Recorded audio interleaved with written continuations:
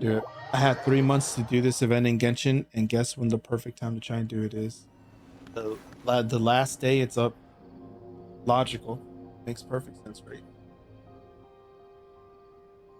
See? Told you they'd be here. Oh, Xavier! stay slow. Oh, and Shiori and Farina too! Ah, Hydro Archon above! If it isn't my darling camera operator and clapper loader! A very happy Fontanalia festival to you as well! I'm guessing you came back to celebrate with us? Yep. And help out too! Even though the last festival had some unexpected hiccups, making the film was still super fun.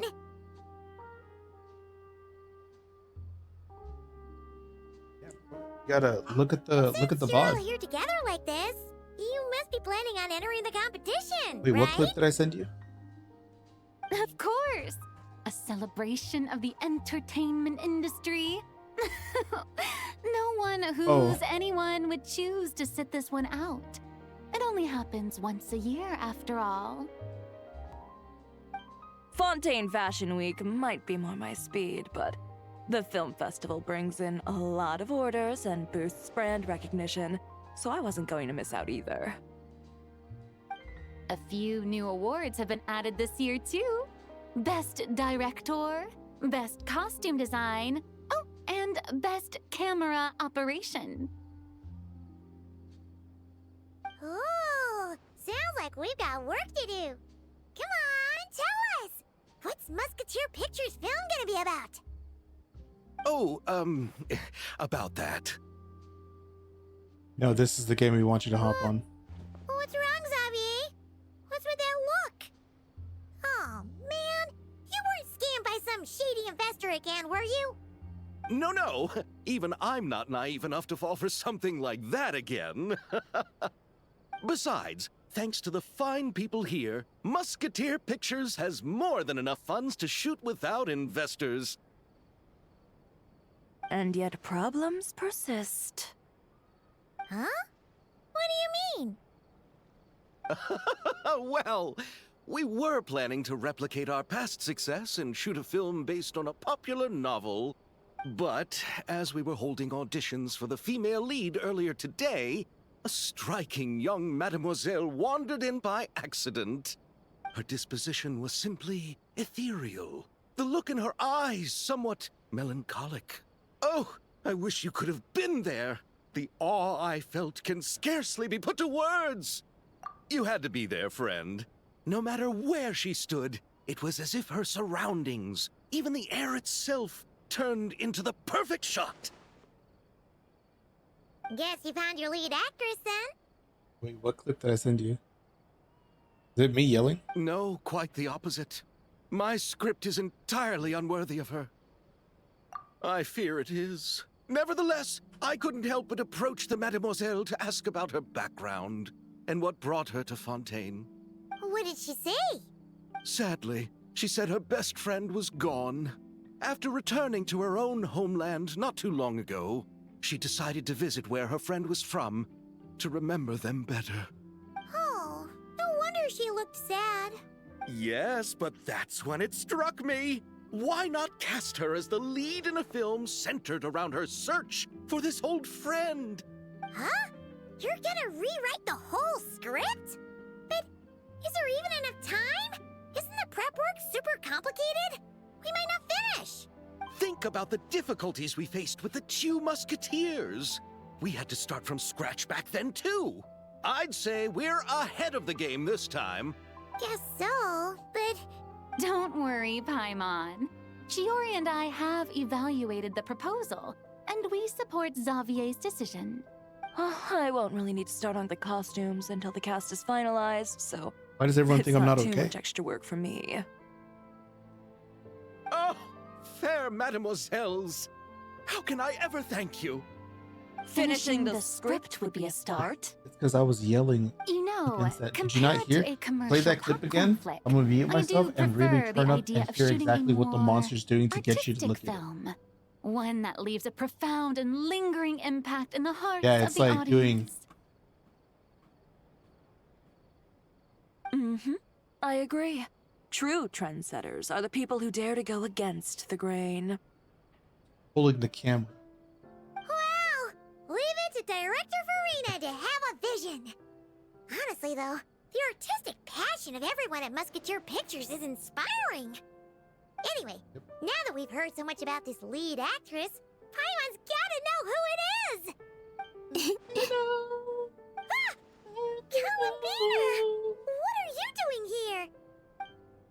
Hello. I was just walking past when I heard you talking about me, so I came over. Huh? You know Miss Columbina? I wasn't. Yeah, this is sketchy. What are you watching? You're not being this. I'll ban you. Of course! Wait a second. Does this mean Columbina is the actress who inspired the whole rewrite? Yeah. Ain't no way. Wait, so did you make the trip by yourself, Columbina? Yes. I mentioned how I wanted to visit other nations once things settled down in Notcry, remember? So I went to the curatorium to ask Never for advice. She told me about the film festival in Fontaine and said it might be fun to visit. I spoke to Lauma before I left too, and she thought it was a great idea to get out for a bit. When they're going for like It's purely just- voiced cutscenes. I received quite different travel advice from the two of them. Oh? How so? Well, Lauma told me to go out and experience new things and make new friends. What a wonderful suggestion. That's how a trip should be. What about Nefer? She said, don't trust anyone and don't talk to strangers. Yep, that sounds like her. I can understand that too. It shows this Nefer cares about you a great deal, Miss Columbina. Yes, so I plan on combining their advice. All I need to do is turn strangers into friends, and then I can talk to them. Huh. That kinda makes sense, but also not. Hey, Chiori. Oh, look who's back. Happy Fontanalia Festival, first- you two. Cutscene better not be like Oh, 15 minutes long. Looks like we have a superstar in our midst. How about an autograph, Big Shot? Haha, very funny. Where's the skip? All settled then? Yep, the Duke gave his blessing, and I cleared it with the Udex. During the festival, inmates with good behavior will get a chance to spend some time on the outside. Under the stringent supervision of the Special Patrol, of course. Risley! It's been a while. Happy Fontanalia Festival! Does that mean I'm Veronique not joking when I and her said I brother will had be 3 at the days to do festival? this. During a specific window of time, sure. Doesn't hurt to give the inmates something to look forward to. A little sun'll do them some good, I think. This is a friend from your travels, I'm guessing. Thought I heard something along those lines? Right! We should make some introductions, huh? Chevros, Risley, this is Columbina, a friend we met in Notcry. Welcome to Fontaine, Miss Columbina. I bet the weather's been quite an adjustment. Yeah.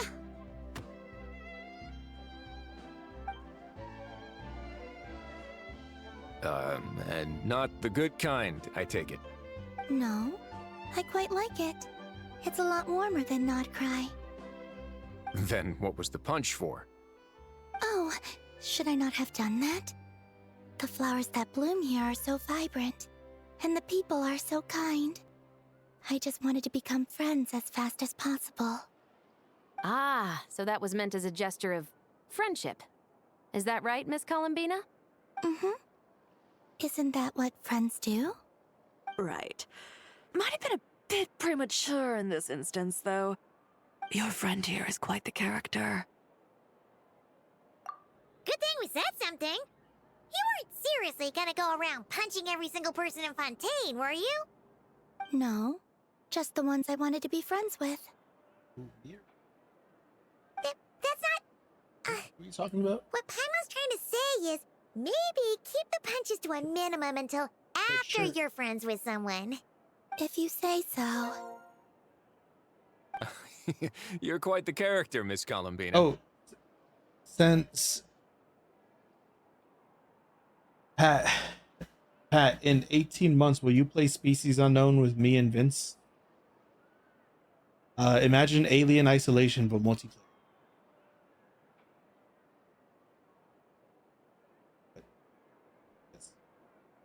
Yeah, yeah, it just came out.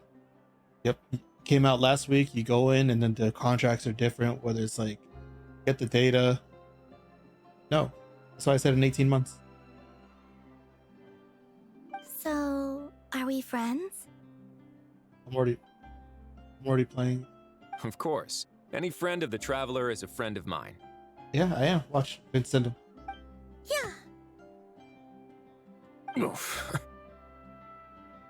Let me know. Let me know. When it comes to friends, you sure know how to pick 'em. So Miss Columbina is the lead actress I've been hearing so much about. The whole thing about her aura is starting to make more sense. You gonna be part of the film this time too, Shivers? That was the plan. But now that Mr. Xavier has changed the direction, I don't think I'm in quite as many scenes. It's all for the best, though. A different crew asked me to help consult on some of their musket work. Oh, sounds like our trusty musketeer is as popular as ever. I'm just going where I'm needed. I'm more than willing to help with whatever this production needs as well. Ah, well, speaking of, would you happen to know if there are scenic locations around the Court of Fontaine that other crews haven't booked? The festival's pretty popular this year, so there's not a lot left. You might just have to talk it over with the other productions and see if they'll let you squeeze in here and there. I see. Having trouble finding a filming location? Yes, we made a last-minute decision to go down a different route, so the indoor locations we reserved are no longer a good fit. And it looks like all of the best outdoor spots have been taken. You know, I might know a place. Good views, good atmosphere, and no production team has snatched it up. That sounds perfect! Where is it? You want me to reveal it just like that? Come on, let it be a surprise. As much as that sounds riveting, I think we should divide and conquer. You go do that, and Director Farina and I will take Miss Columbina around the city to discuss lighting and styling. Is that all right with you, Miss Columbina? Traveler? Yeah! Everyone here is our friend! So don't worry about a thing and just focus on enjoying your trip. Let's hijack Pat and have him play Dark Elves. All right, then the Traveler and I will go check out this potential filming location. It might even give me some inspiration for the new script. I'll leave this to the Duke then. Why don't we all play Until Alien? later, everyone. Maybe Uh, we'll run into each other on set. no, what's the other one? No, what's the one that is coming out soon? The one that we played, Fire Team Elite 2. Is that what it's called? No, not that one. Alien Fire Team Elite, right? The one where we were fighting all the aliens. And then Fire Team Elite 2 is coming out at the end of this one, right? Okay then. Lead the way, Risley! Paimon's not built for suspense. The good thing we'll Let's play get too. this show on the road! Who said anything about roads? Huh? Every time we die, bro, you have to have that capability up.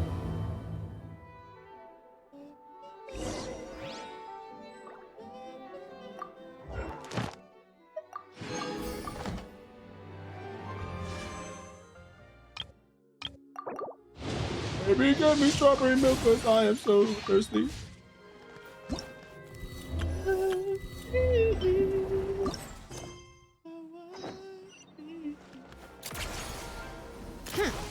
Oh, something.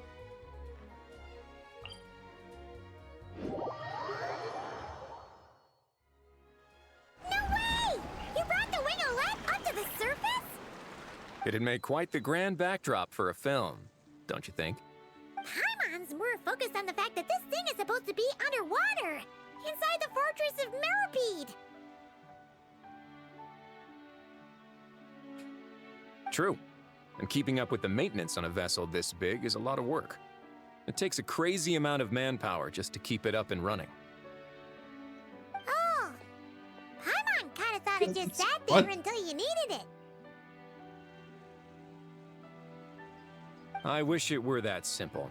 The truth is, the maintenance costs on this thing are substantial, so we decided to rent it out during the festival to earn some extra mora.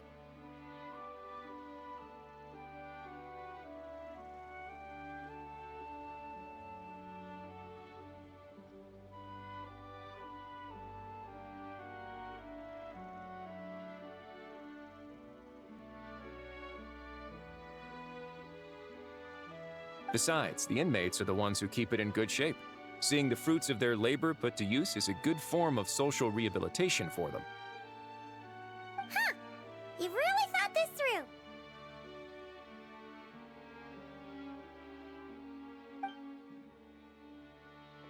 What you think, Xavier? Is this a good place to shoot? Ah, I've got it! Good messieurs and mesdemoiselles, I've got it! Gonna take that as a yes. The beginning is the hardest part, and the opening of this film has been eluding me, but now I know just how it should start. Glad to hear it. Thanks for bringing us here, Risley. Don't thank me just yet. This isn't quite a done deal. Huh? Not a done deal as in someone already rented it out? You said no other production teams had snatched it up. This person isn't affiliated with a production team. The rental fee was high enough to scare off plenty of other film crews, but she didn't blink. Made quite the generous offer, and didn't even attempt to haggle. Do you know what she plans to use it for? I'd like to at least have a rough idea before going in to negotiate. I didn't ask for the details, but I did see what looked like a fishing permit and a business license on her desk. My guess is she's planning on using it for some kind of restaurant or aquarium. A floating restaurant is sure to attract people, but an aquarium sounds cool too. The views from the ship make it a great spot for a date. The winglet might not be under my command right now, but it's always nice to see her admired. A film is sure to drum up some good publicity as well. I do hope we can work something out with the current captain. Well, guess we should head over and talk things out then. Best of luck.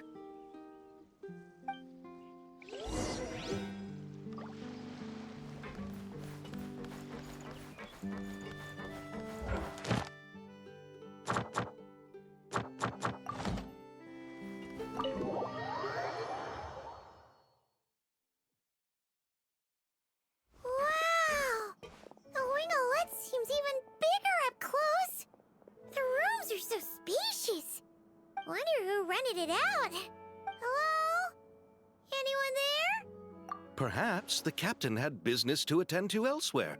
But why rent such a massive boat just to have it sit here without even leaving so much as a note?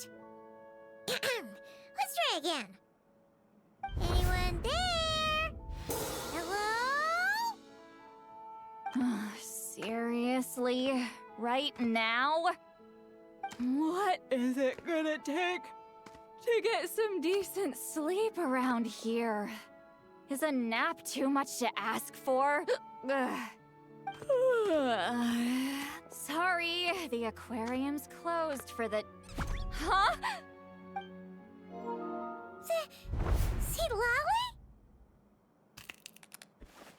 Traveler! Paimon! Hold on. This is just great! How am I gonna go out dressed like this? What happened to my regular clothes?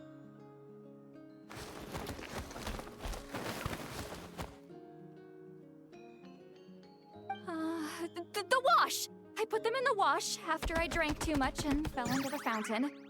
Oh, this can't be happening! Am I seriously gonna go out like this?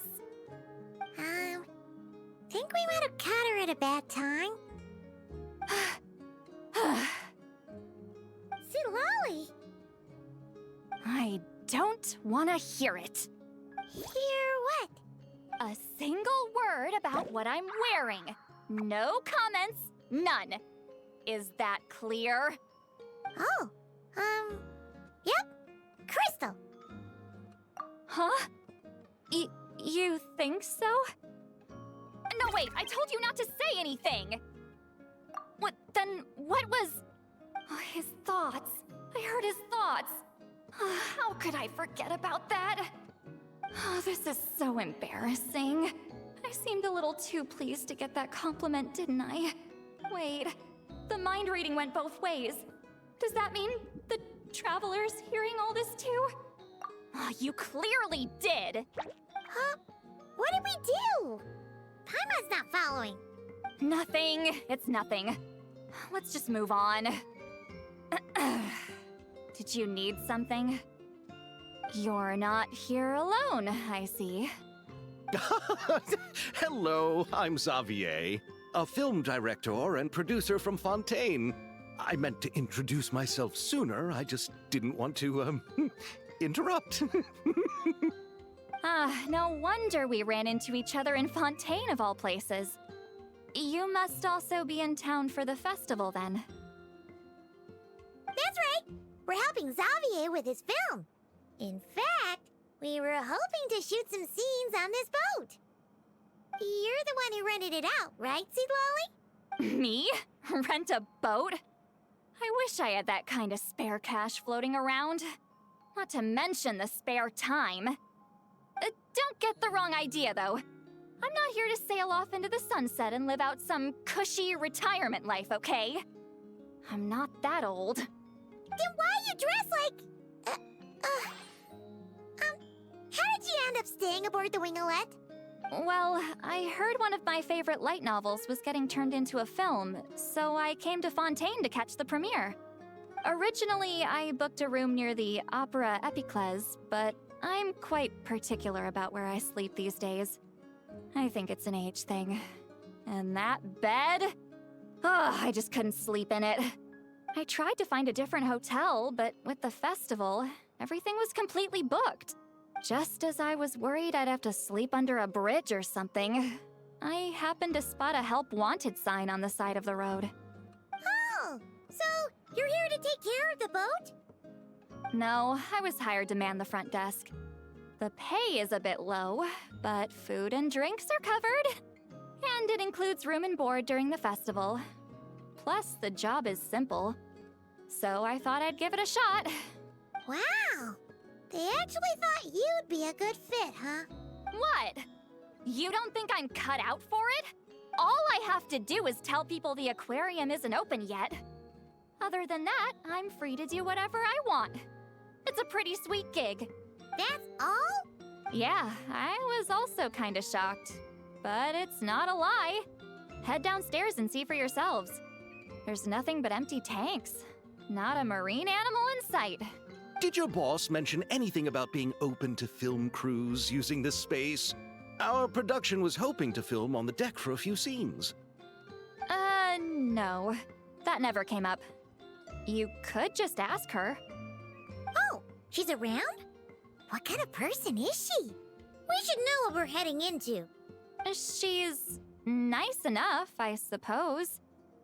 Pretty reasonable, too. Even offered for me to move to a bigger cabin if I was too cramped. Back at the Masters of the Nightwind, I'm used to being the one giving orders. But working under her doesn't feel like being bossed around. She seems to respect what I think. Wow, she sounds like a great boss. She did tell me she'd rather not be disturbed, though. She's been working on an important project, so I'd keep it brief. Got it. Thanks for the heads up. All right, the captain's quarters are this way. I can take... Wait. But I'm wearing... whatever. I doubt she'll care. Just follow me. Miss Guillotin? These visitors were hoping to ask you about something.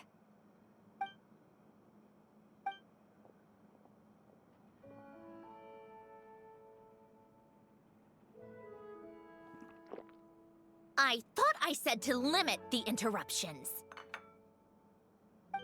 Just tell them the aquarium is still...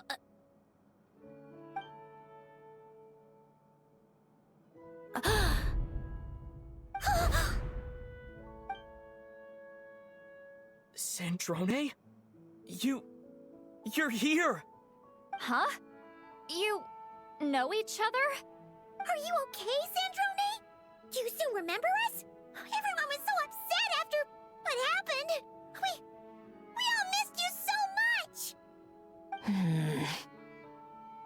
right, Lolly. Why don't you escort this gentleman to the reception area for a cup of tea? I have something to discuss with these two in private. Ah, I see. Right this way, Mr. Xavier.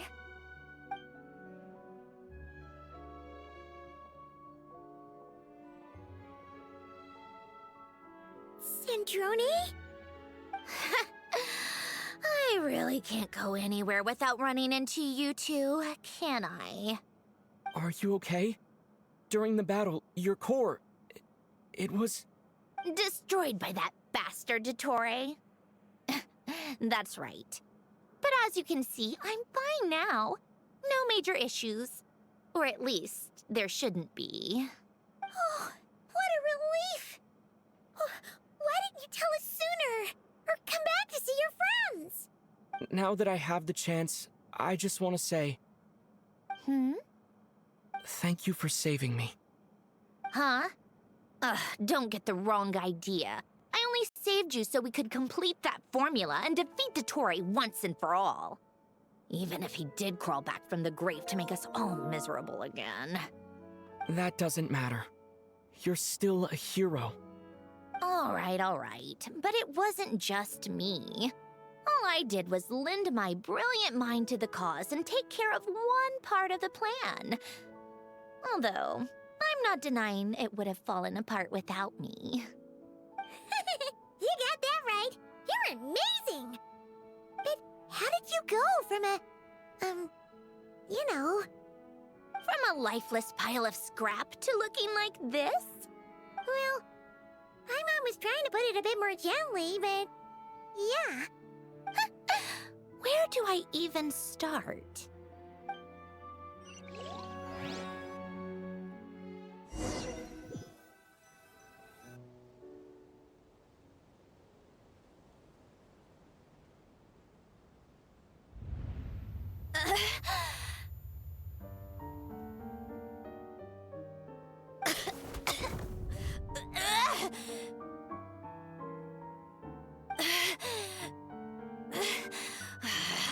Curse it all! Where am I? Did we do it? How much time has passed? I'm not in one of that lunatic's experimental labs, am I? Wait, Fontanian Decor. Books from the Research Institute. Phew. One thing at a time. Initiate self-diagnostics. Assess the extent of the damage. Cut power to compromised, non-essential components. Then reconstruct available action modules. Severe damage to the core. Dottore, you bastard. Polonia?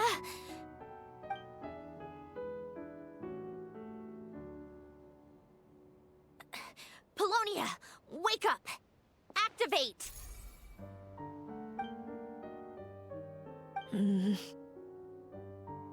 You're in even worse shape than me.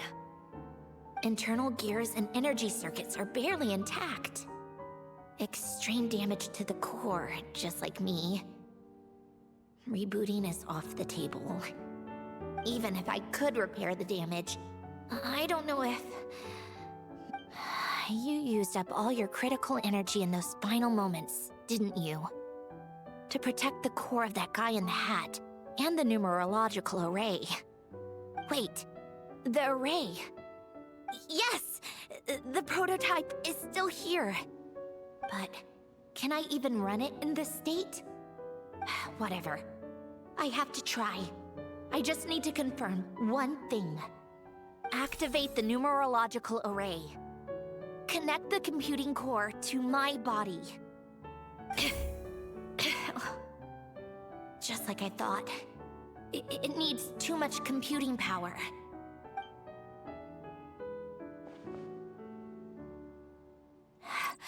Cut off power supply to all functions except the thinking module. Please. I just need to ask one question. Initiate query regarding the 3 Moon Sisters. How many living moon goddesses are there in possession of the Trilunar Authority? 1. It worked. You did it, Columbina. You made it back.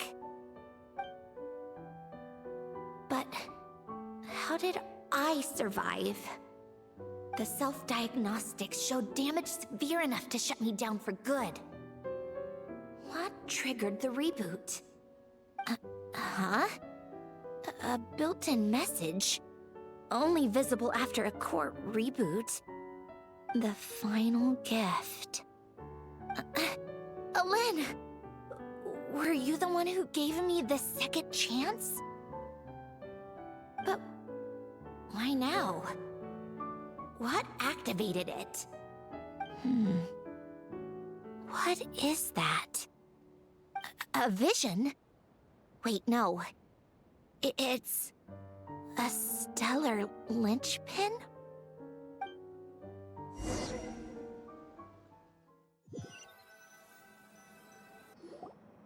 A stellar linchpin? What's that?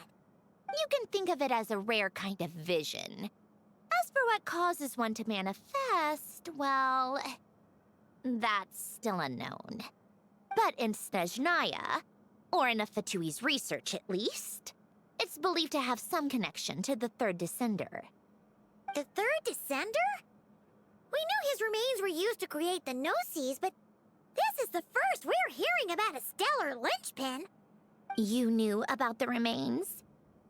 Right, of course. Look who I'm talking to. Yes, the Heavenly Principles used the remains of the Third Descender to create the Seven Gnosis as a means to consolidate the Archon system. Visions result from that same system, so extrapolating from there, it's clear that the manifestation of a vision is also, to some extent, related to the Third Descender. Still following? For those that wield them, visions serve as a means to channel elemental power. The same is true of stellar linchpins.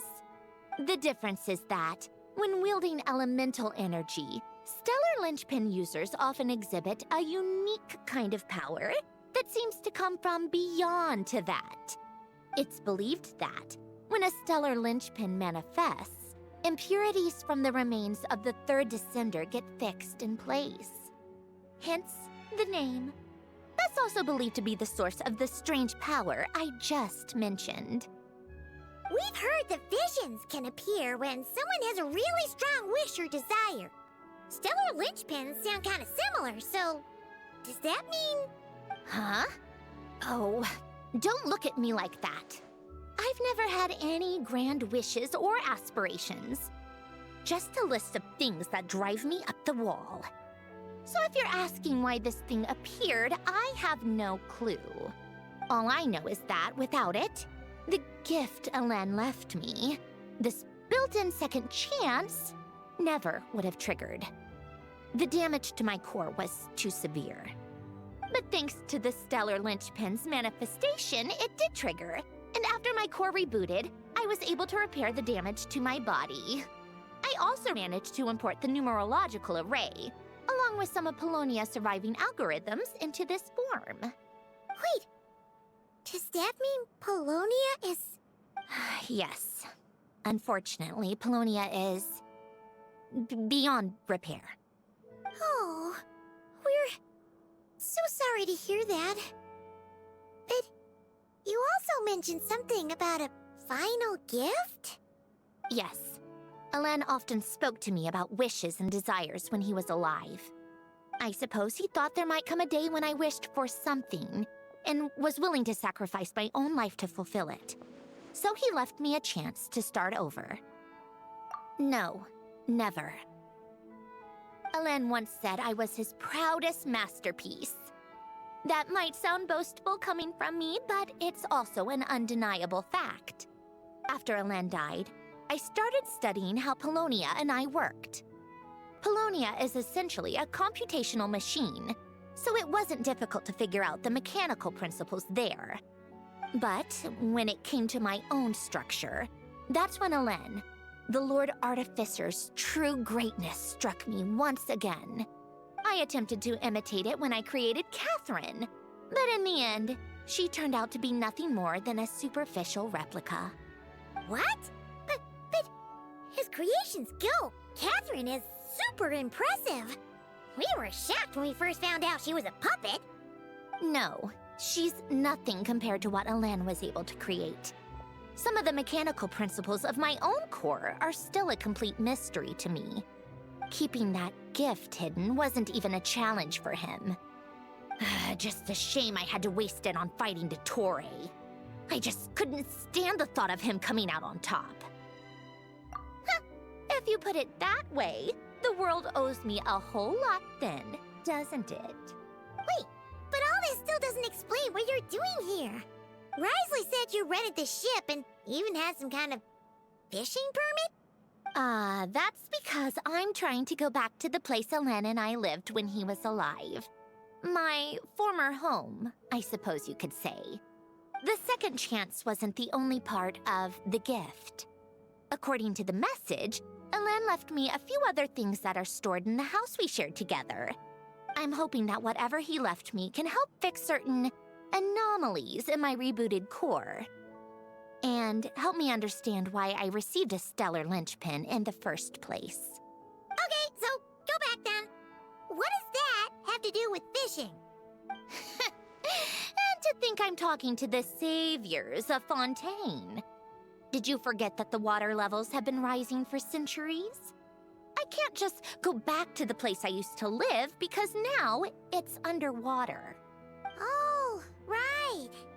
With the rising water levels and changes in terrain, it's not just a matter of finding where it is, but also clearing away any sediment or debris.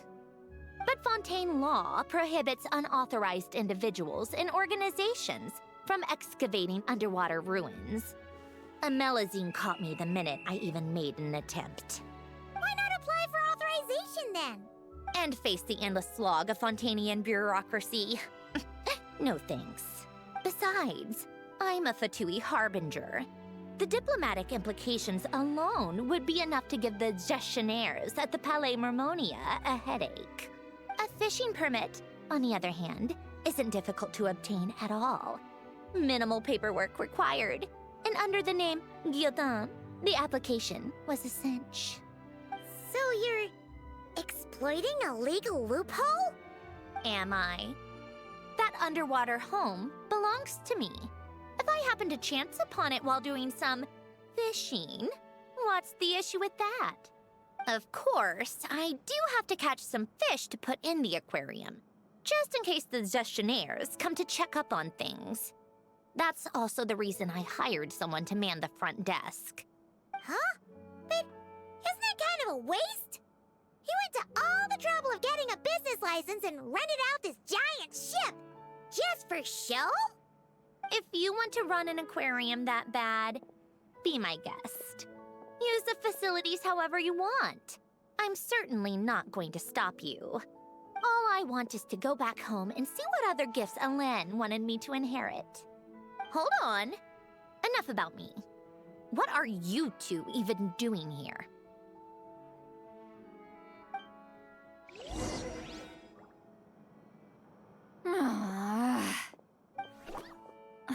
Seriously? They've been in there forever. The reaction when they saw each other was strange, to say the least. They're lucky I was nice enough to leave the room and give them some space. Back in the Masters of the Nightwind, I'm the one who gets to kick people out.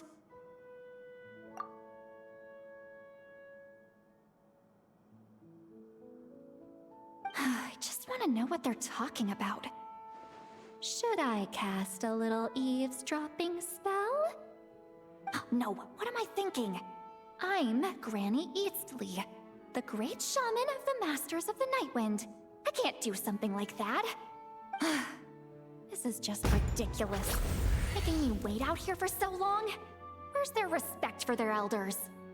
Oh, here they are. Were you back there arguing or something? What took you so long?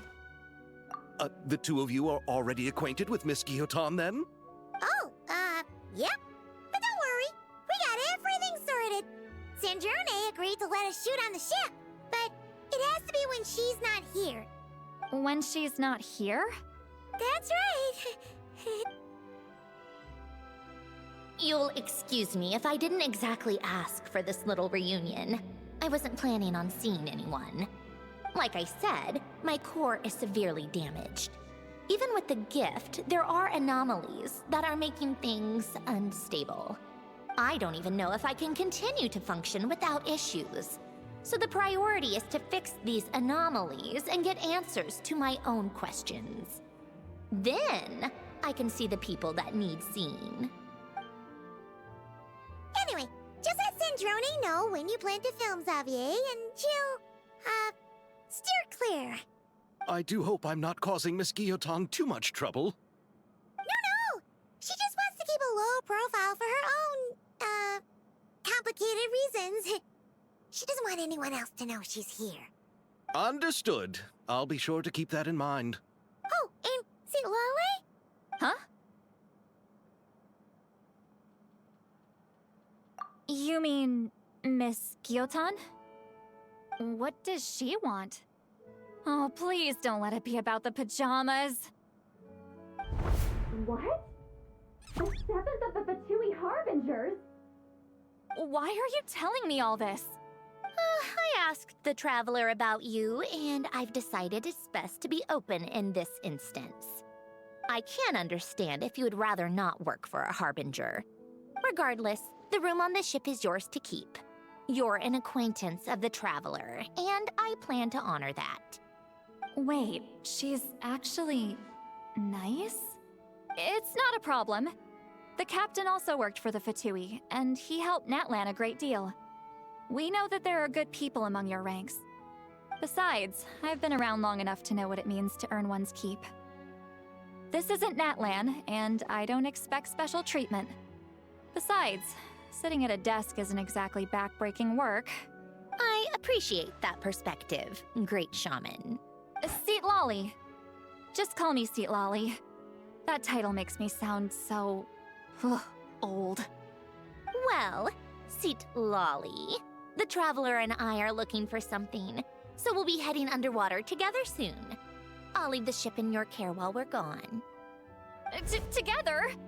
How often? Not too often. We're heading out in a bit, but I'll be available if you need something. You couldn't, go alone? I wanted to, but he was concerned about my physical well-being. So he offered to come with. Guess my mental well-being means nothing then. Huh?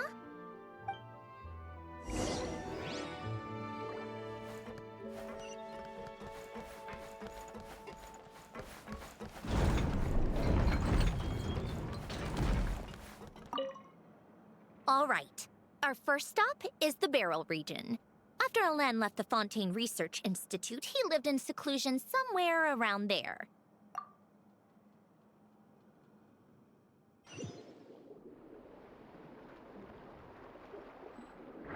Huh. This place has changed a lot. Guess I really have been gone for a long time. Let's look around and see what we can learn. Oh, and don't forget to catch a few to take back.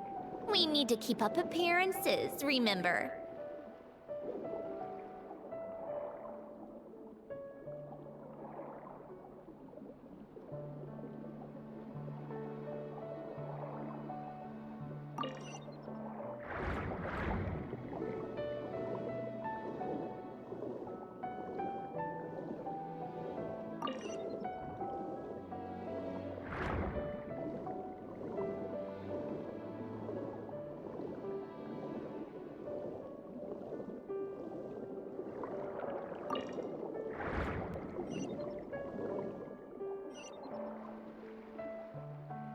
Poisson isn't too far from here, right? It's all a bit nostalgic, I guess. Back when I lived here, all this was still above water. All right, I have a general understanding of the terrain changes and sediment accumulation. We can stop here for now.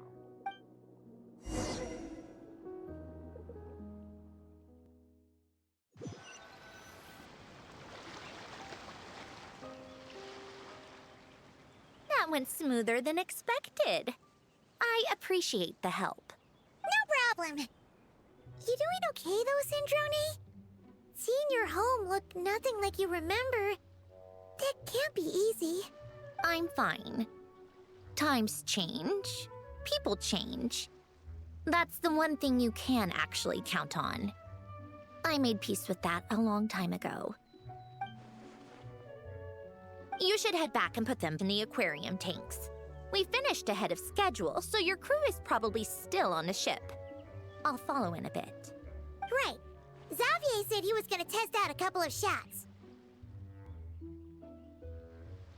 I'm sure. I want to take another look around on my own. Okay then. Want us to let you know when the filming is done? No need. Columbina relies on Kuvaki to perceive her surroundings. In Nodcry, her senses are heightened because Kuvaki is everywhere. But here, as long as she doesn't activate her abilities, her range of perception should be equivalent to an average person's line of sight. I figured that out back in Snezhnaya. That's oddly specific. I have hiding from her down to a science. So, what? Things might be a bit different now that she's merged with the Moon Sisters, but I doubt there's been a drastic change.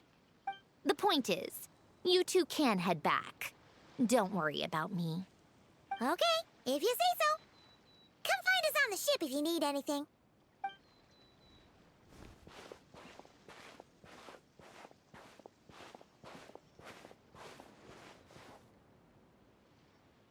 What did you leave for me, Alen? Did you know I would come back? Or did you make it so I would have to?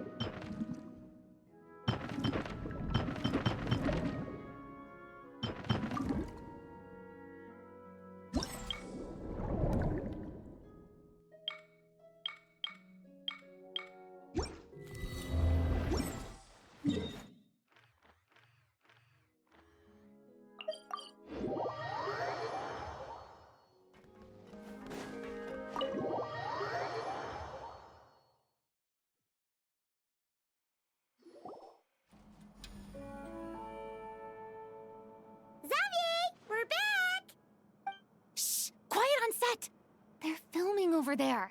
Oops, sorry.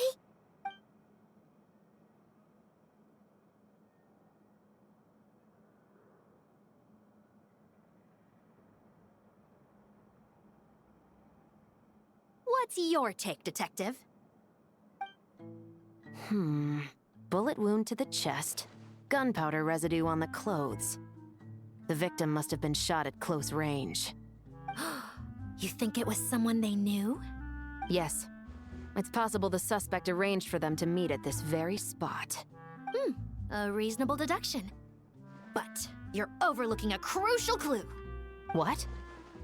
The victim's pocket watch is missing. And cut! I think we got it! Good work, everyone! Phew, finally. Acting was nerve-wracking for me when I first tried it too.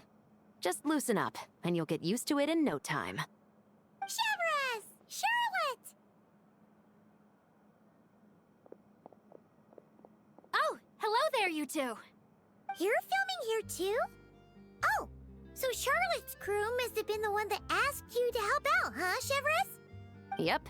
They heard about a potential filming location and wanted to come check it out. But when we got here, your crew had already beaten us to it. Luckily, Xavier and our director, Lapine Pauline, go way back.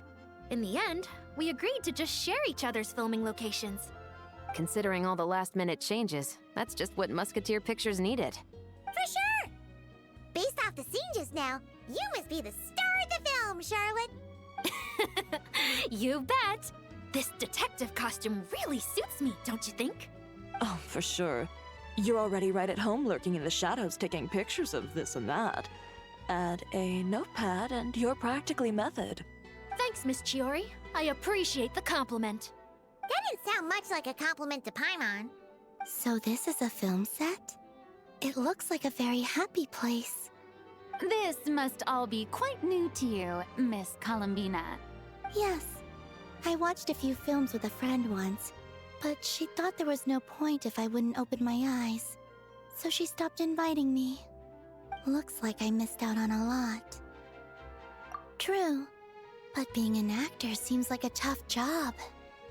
Huh? Most people would swap lives with an actor in a heartbeat. The lifestyle is so glamorous, and the pay is more than generous. But they have to act out lives that aren't their own, with the whole world watching on in judgment. If they don't do it justice, it must feel like they're letting people down. That's exactly how it feels. This young lady has quite the unique perspective. Well, that's true. But these actors are here because they want to be and they think it's fun. Most of them, at least. Not to mention, the film we're shooting is based entirely on you, Miss Columbina. You just need to be true to yourself. I don't have to pretend to be someone I'm not? Not at all. Authenticity is what we're after. For example, this first scene opens with you on the boat, sailing to your friend's homeland. You just need to think about that moment in the story and picture how you would feel. Oh, okay. We're all here? Wonderful! Let's head to the deck and get shooting. Oh, and this is for you, dear Paimon, your clapperboard. Whoa! Is this the same one Paimon used for the Two Musketeers? The very same. I saved it just for you. Thanks, Xavier! Feels like being reunited with an old friend. Of course! That said, I have a different job in mind for you this time, Traveler. Our film is focusing on a single protagonist, so conveying the subtle changes in her state of mind is of the utmost importance. In addition to the actor's own performance, another way we can convey that is through lighting. Huh? But there's already a lighting specialist, isn't there? Yes, but it's clear the Traveler and Miss Columbina share a deep bond. You might have a better chance of understanding her frame of mind in certain scenes. Oh, that makes sense. So, what do you say? Willing to take on the role of lighting specialist? It's settled! I leave the job of translating our leading lady's inner thoughts in your capable hands.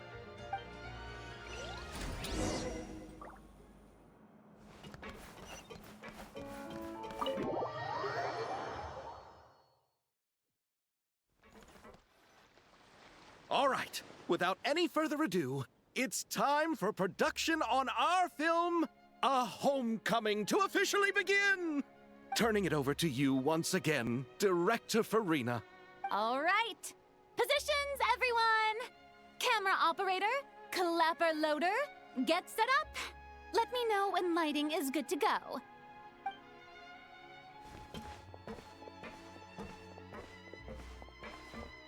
All you need to worry about, Miss Columbina, is hitting your mark. Other than that, just focus on immersing yourself in the emotions of the moment. Okay. Good. Lighting, are we ready?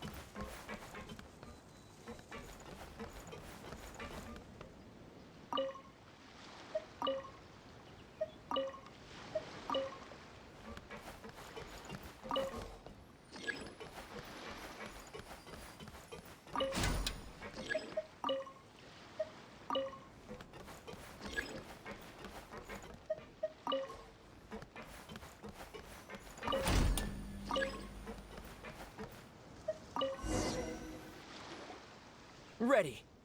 All right, quiet on set. 3, 2, 1, action! This is her homeland. Columbina. Cut! The emotions I'm looking for were definitely there. Let's just try to keep it a bit more natural.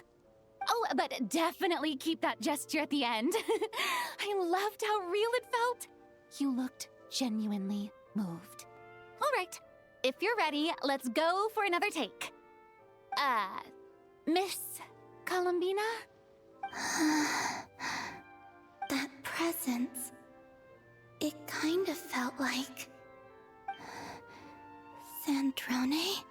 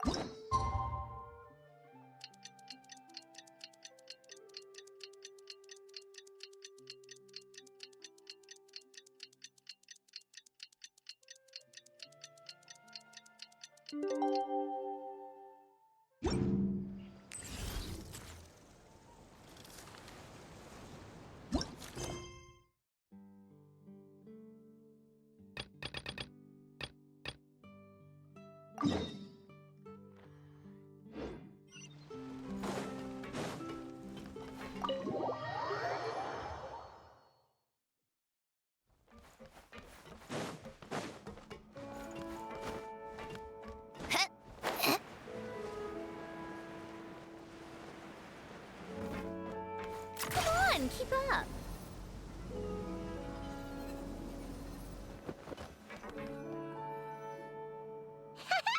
Paimon's having a bunch of fun filling up this aquarium.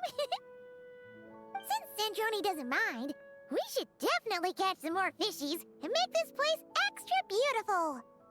Hey, you two. Come over here. Huh? Is everything all right? Here.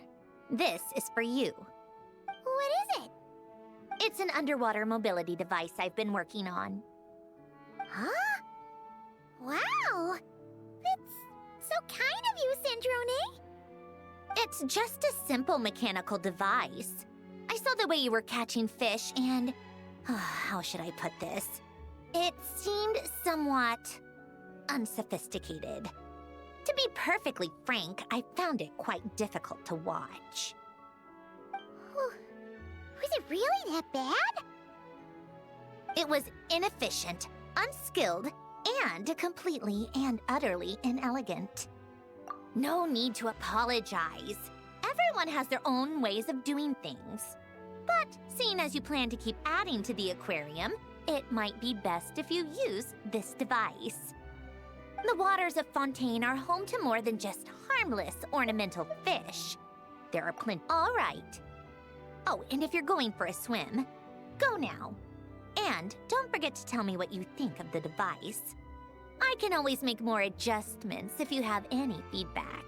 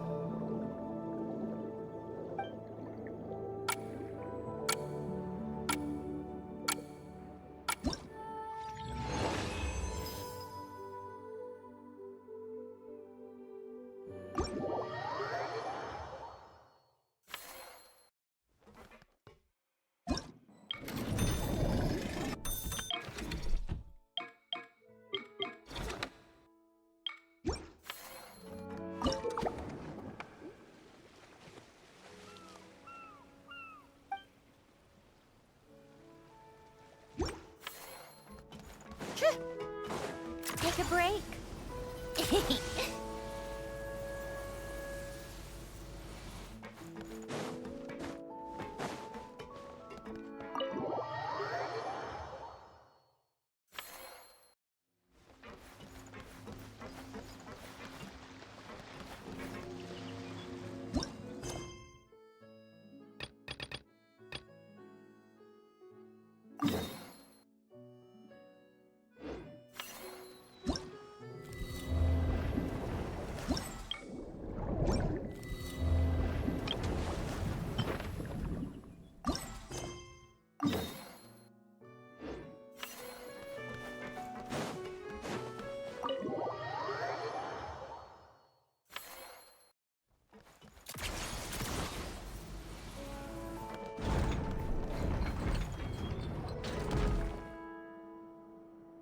Ah, you're here.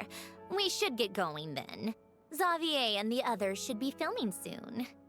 How's it going? Have you managed to figure out the location of your home yet? I've narrowed down a few potential locations. We just need to take a sample from each one. Once the equipment analyzes them, we should know the exact location and where to find the entrance. Great! We should get started then.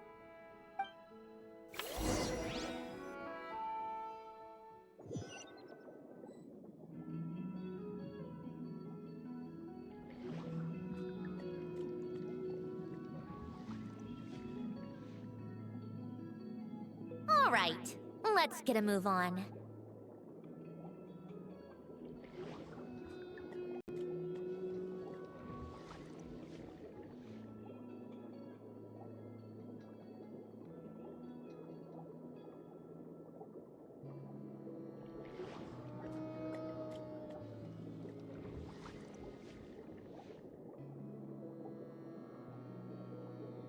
That should do it. Let's head back. The filming should be just about done. We made good time. We might even know the location by the end of the day. You sound pretty happy about that. Do I? I suppose I've just had enough of these anomalies I've been dealing with. The sooner I can fix them, the better. Anyway, enough chit-chat. We have work to do.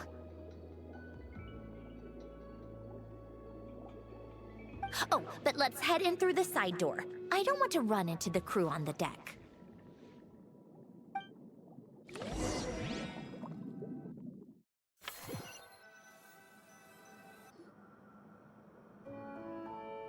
All right, now we just need to wait for the results. Since we have some time to kill, I suppose I might as well see how this aquarium of yours is coming along. You seemed quite enthusiastic about it, after all. It's really coming together!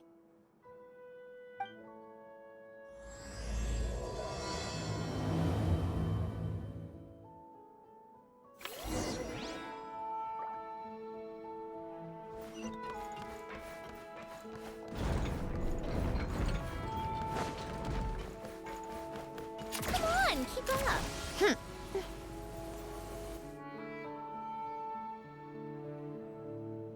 Oh, kind of impressive, actually. These must be the ones we caught the first time we went underwater. Like it? It's fine, I guess.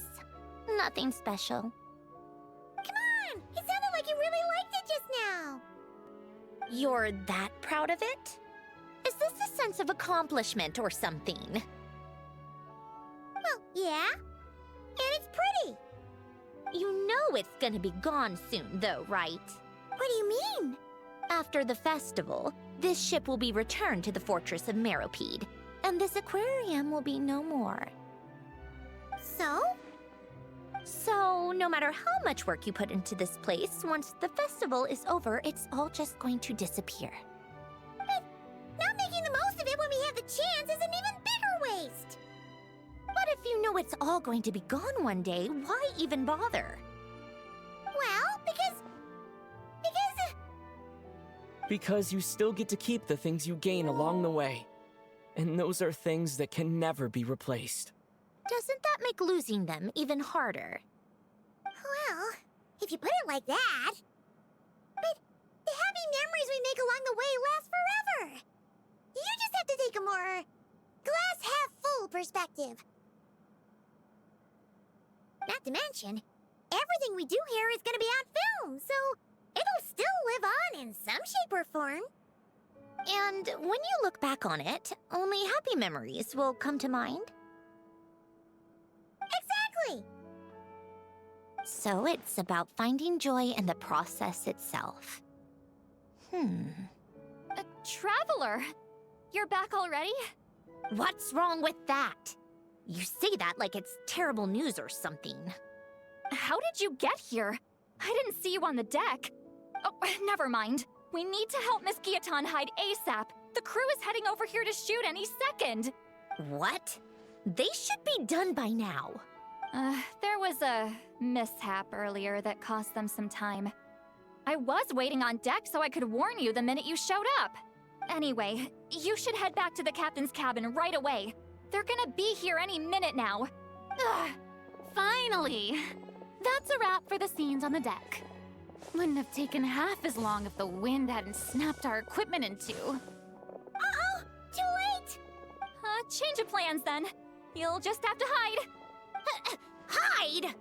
And where exactly am I supposed to do that? Oh, there's a box over there! You can get in that! Huh? You expect me to... Do I need my makeup done for the next scene too? For the love of... Let me see. Maybe just a quick touch-up. Huh? Traveler and Paimon? What are you doing here? I thought you took the day off to take care of something. Huh?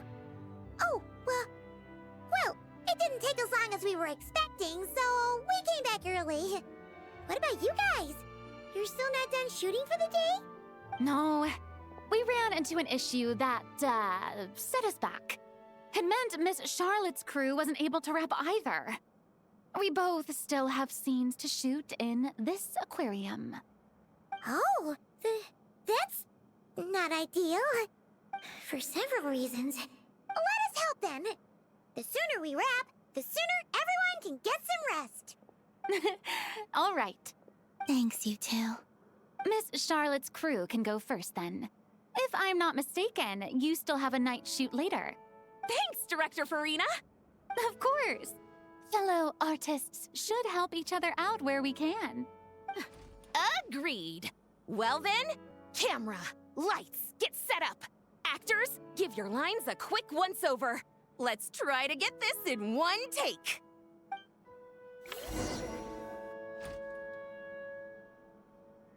All right, places, everyone! And 3, 2, 1, action! So, the story ends like this. But when Duke St. Germanus departed, he clearly said that everything was beyond redemption. Huh? That sounds familiar. Wait, it's from that novel I came across while researching the numerological array. He's only a genius when it comes to mechanics. And everything else, he's just an ordinary person. Huh? What was that noise? Whatever, I'll just fix it in post. Mr. Koba, please don't speak as if I were the accomplice. Not so hard. This box isn't sturdy enough for that. This is why I keep saying, don't put too much trust in Clockwork Mecha. Unlike humans, machines don't have a heart. A heart? That's right. It's what's on the inside. It's also referred to as someone's soul, or likened to free will. You can think of it as a person's core, what makes them unique. In general, though, people don't believe machines are capable of having a soul. You said my emotion module was faultless. It is, but that's not quite the same thing. Do you think I have one then? A heart? I don't think so. I know so. The question is, do you recognize it within yourself? That's where you're wrong. I can't believe this. Forcing me to hide in a box and listen to this drivel. Me. In the end, clocks tick through tranquil years. Fish swim in crystalline springs. No matter how grand a dream is, it will fade away like this. Forlorn, wordless, silent. And cut. That was a long one. What did you think? If she makes them do another take, I'm going to flip a lid. And not just the one to this box. Oh, there were some weird audio things going on, but acting-wise, it was great. It's a keeper. Perfect. That means I can get out of this box. It's our turn. Camera operator, set up for the next scene.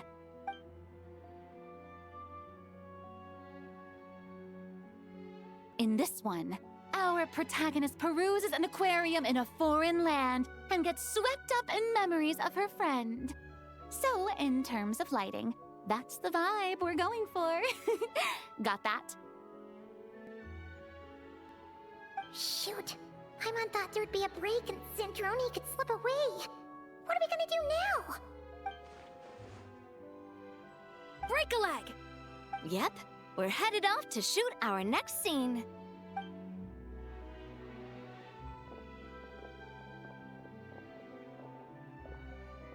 All right, quiet on set. We're about to start rolling. Ready, Miss Columbina? Miss Columbina? I think she would like this. Quick, we should roll on this. It doesn't forage with the others, or prey upon its smaller kin. Instead, it remains where it is, cradled in the coral's quiet beauty, as though the raging cyclones above are of no consequence. And yet, she still stood before the cyclone in the end. So I think that story has it wrong. She is no different than us. She has a heart. Columbina. Hmm?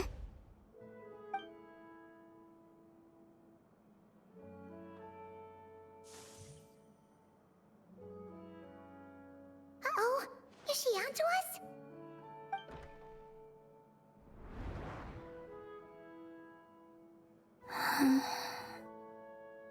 What is she doing? Cut! You okay, Columbina?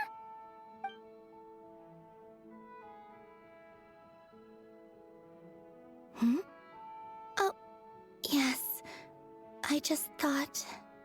Why don't we take a short break? It's been a long day of shooting so far. That last take was beautifully organic, though. We can use it as is. No need to go again. Thanks, Director Farina. But I'm fine to continue. You're sure? In that case, let's shoot some quick B-roll. Then we can move to our next outdoor scene.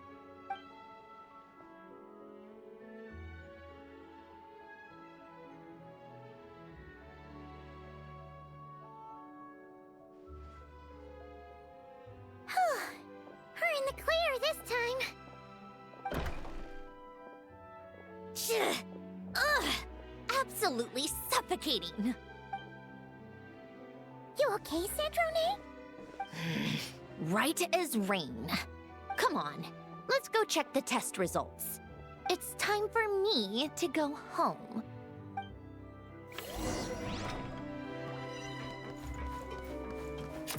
Pick up the pace.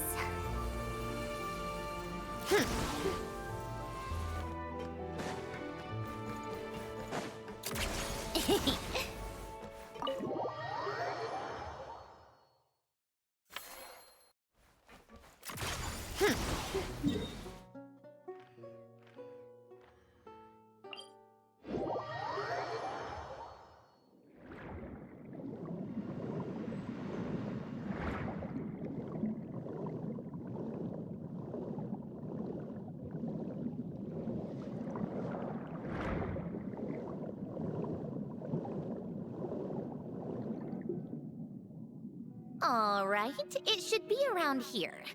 Give me some space. I'll activate the water insulating mechanism.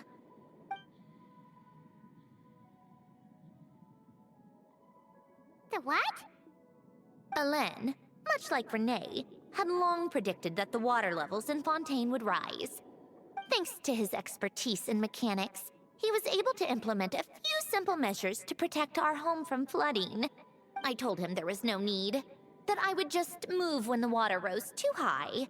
But it would seem he knew a day like this would come.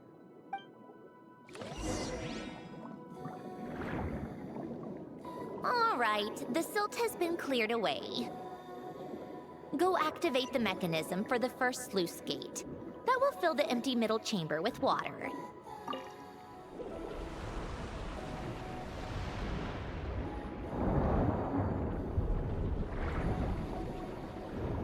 All right, now turn on the drainage mechanism in front of the second sluice gate, and this chamber will become empty once again.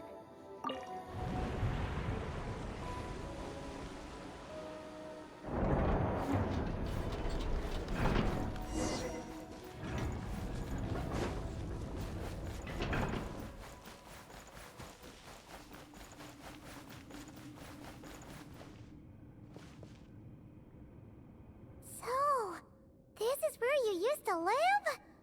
It's beautiful! There's even a garden! Back when I lived here, it was my job to tend to the potted plants and flower beds. Still growing strong even after all this time. Who would have thought? If the weather was nice, I would take Alain out in his wheelchair and we would go for a walk. Before long, we started bringing Polonia along too. Come to think of it, I was the only one who could get around easily back then. Polonia always got stuck at some point, and it was up to me to launch a rescue mission. Happy? I suppose they were. Uneventful, but pleasant. Repetitive, but peaceful. It was like living in a world where time didn't exist. Of course, that was all just an illusion. Death still awaits all of us at the end. Oh.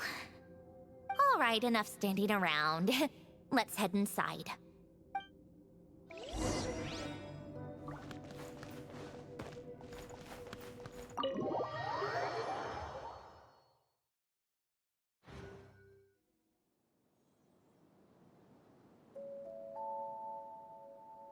Yep, this place is exactly how I left it.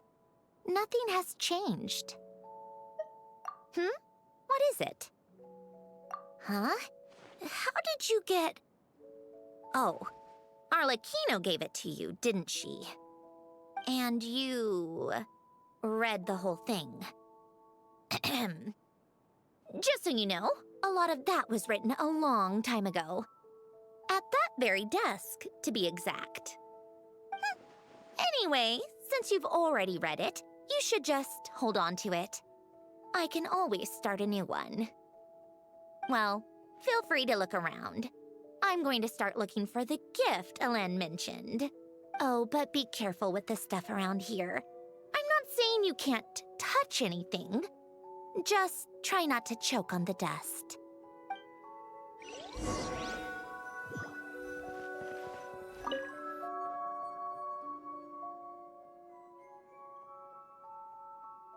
Oh, I played with these when I was little. During the first few months after I was created, I mean. At first, Alain and I would play together, but it didn't take long for me to become unbeatable. So, Polonia and I played together instead.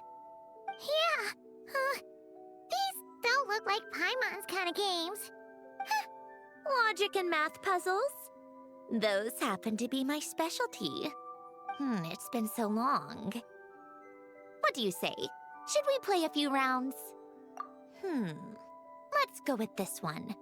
The gears on the left are stacked from largest to smallest. The goal is to move them to the other side in the fewest number of moves.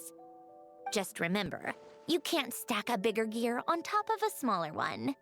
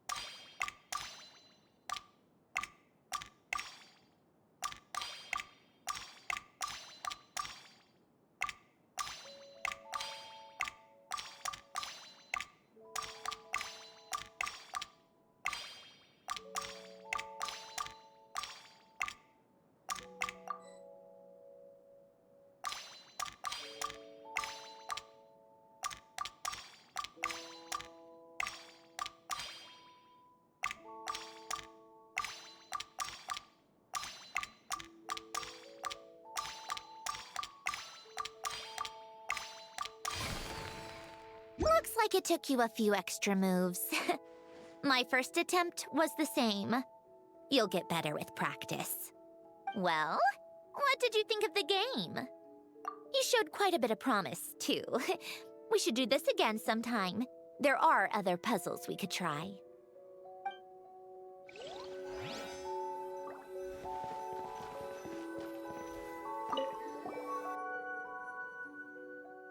Wait, the people in this picture look kind of familiar. Hmm?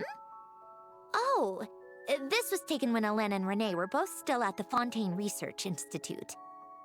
Before their falling out.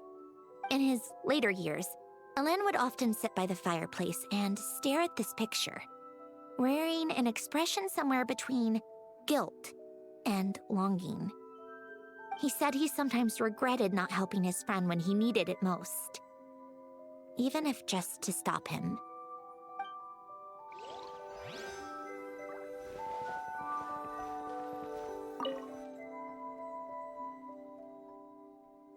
Oh, these are some of Alen's drafts from his later years.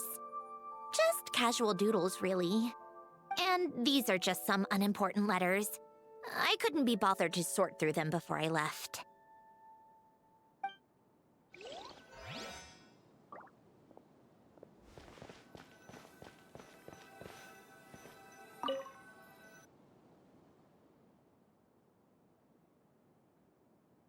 This was Alen's workbench. Later on, of course, it became mine. It's where both Polonia and I were brought to life. Before Alen was bedbound, this is where he would teach me about mechanics. I would sit and listen, chiming in with questions here and there. Later on, when he got too sick, I took over and would work on Polonia here. Wow! This house is filled with so many memories! It's so cozy and charming. You should have seen it in its prime, when people actually lived here. A lit fireplace, a steaming cup of coffee. That's the real deal. You know, we also used to have a mechanical piano that Alen built. Oh, how chic! Alen never played it much. He probably wasn't able to at that point. But I managed to teach myself. Music theory is essentially math, after all. Once you learn the patterns, it's not really that difficult. I loved perusing Alen's collection of classical music. The chords and harmonies felt like individual mathematical puzzles. It was fascinating. So I did some composing as well. But as Alen continued to deteriorate, even the sound of music began to grate on his nerves. So I got rid of the piano. Aww. Back then, I assumed a piano was like an ordinary clothing rack. Commonplace in every home and easily replaceable. It was only after I left that I realized how hard a good piano is to find. Enough about that. Alen's gift should be just in here. The only things undisturbed before I left were a few of his personal belongings.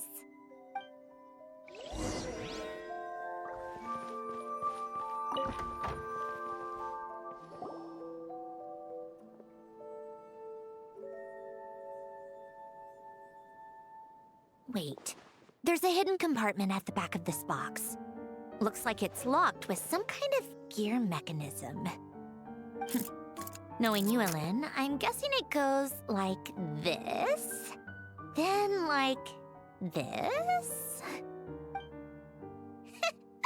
Got it. Am I a genius or what? Let's see here. A box? Well, you gonna open it?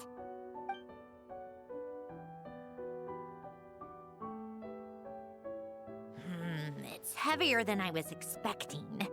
Just how much stuff is in here?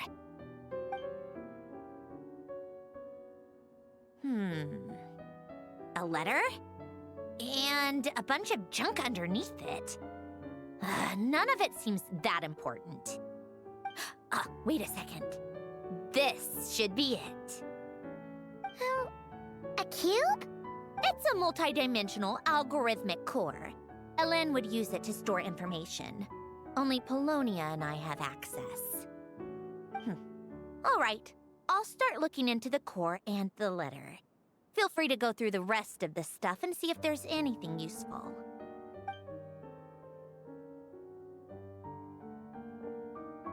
Okay. Hold on. There's another picture in here. This one has writing on the back. A snapshot of you playing among the plants shortly after you were born. You seem to like these flowers a lot. May you grow and flourish just as they do. Huh? Wow! Look how happy you are in this picture. You've changed a lot since then, huh? What's that supposed to mean? Just that you come off kind of aggressive sometimes. Or, annoyed at everyone around you. Well then, people should stop being so annoying. It's not like I'm the one with the problem. Of course not. Oh, here's something else. Looks like a piece of paper torn out from somewhere. Today, I solved another math puzzle and made a breakthrough on a construction problem the Institute has been stuck on for years. Am I a genius or what? No, wait, that's From now on, I should have people address me as Her Highness the Clockwork Princess, Unraveler of all reason. No more of that. I thought I tore this page out. You wrote this? Then how did it get... Wait, there's more writing at the bottom. You seem to have developed a distaste for this particular entry, considering I found it in the trash. I'm sorry, but I could not help but hold on to it. Forgive me. Elen! Don't be embarrassed. Everyone goes through a phase like that. Nonsense. I wasn't even the one who wrote that. It must have been Polonia. That's enough. I told you it was Polonia. You know what? We're done with this. No more rifling around in the box. Just put it down and let me read the letter. To my little clockwork princess.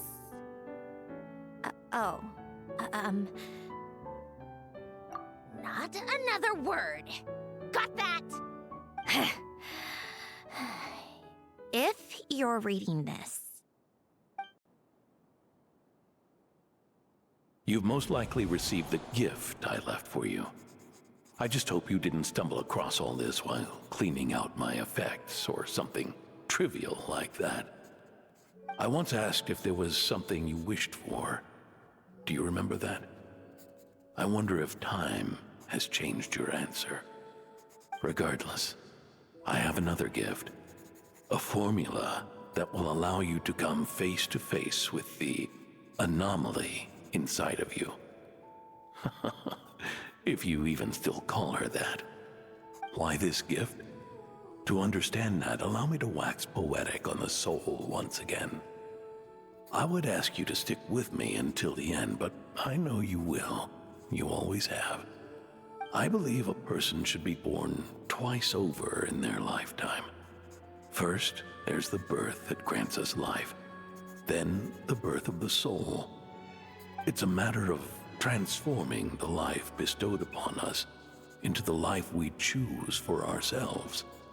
And to do that, we must look inward. We must make a conscious choice to define the meaning of our life instead of allowing the happenstance of our existence to pass us by. This is the process of recognizing the soul that lives within us. You are my proudest masterpiece. I told you that long ago. But to me, you have never been a creation or a machine. To me, you're just like the rest of us. You have a heart. In fact, some theories think of the human brain as nothing more than a machine, and thought the product of its computations. So you see, perhaps we're not so different after all. Your inner machinery is just far more advanced than most.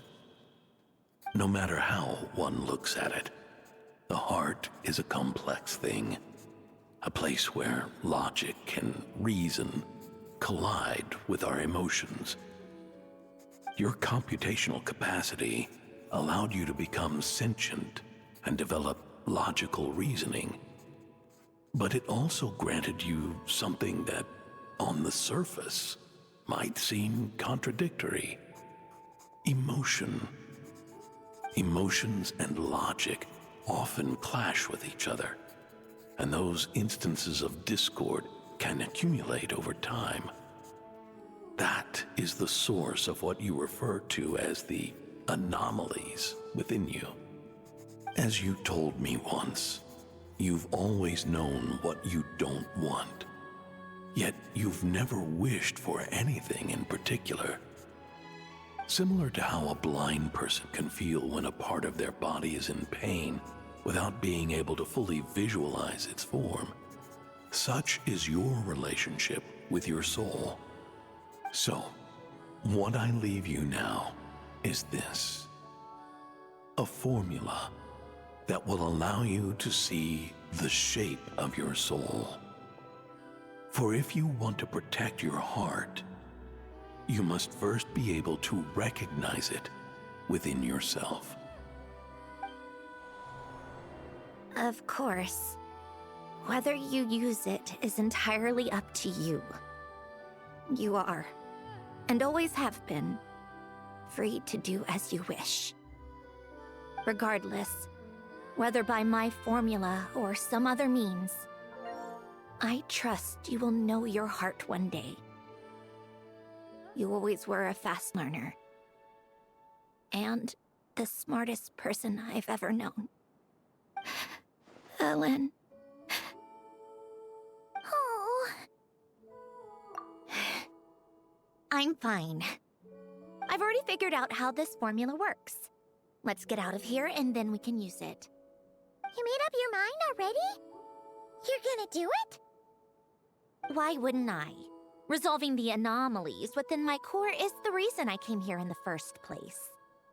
No, I can do this on my own. But, do you want to watch? What do you mean? I already know what anomaly I need to resolve. Like Alen said, she's an amalgamation of all the times my logic algorithms have clashed with my emotions. And by resolve, you mean that literally, or...? Yes. But if you, let us in like that, wouldn't that mean letting us see a bunch of your, inner thoughts and secrets? If what Alen said is true, then I'm about to be... born anew.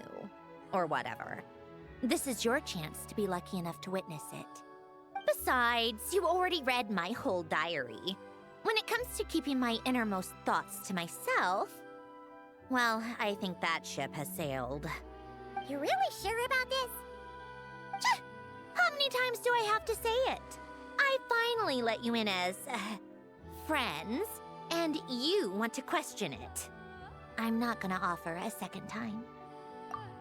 Enough with the mushy stuff. Just follow me.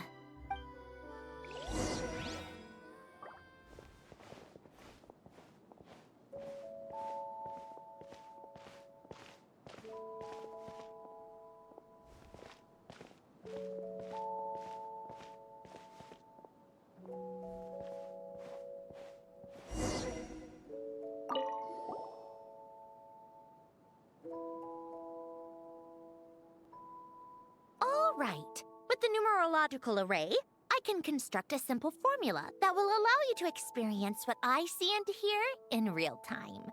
Oh, just like St. Lolly's scent-sharing technique. Been there, done that. Huh. Sounds like that shaman has some tricks up her sleeve. The arcane and the mathematical are both fundamental laws of this world. Being able to achieve a similar result through both isn't surprising. Anyway, let's get this show on the road. But no comments from the peanut gallery, okay? I know I offered, but I still don't want any interruptions.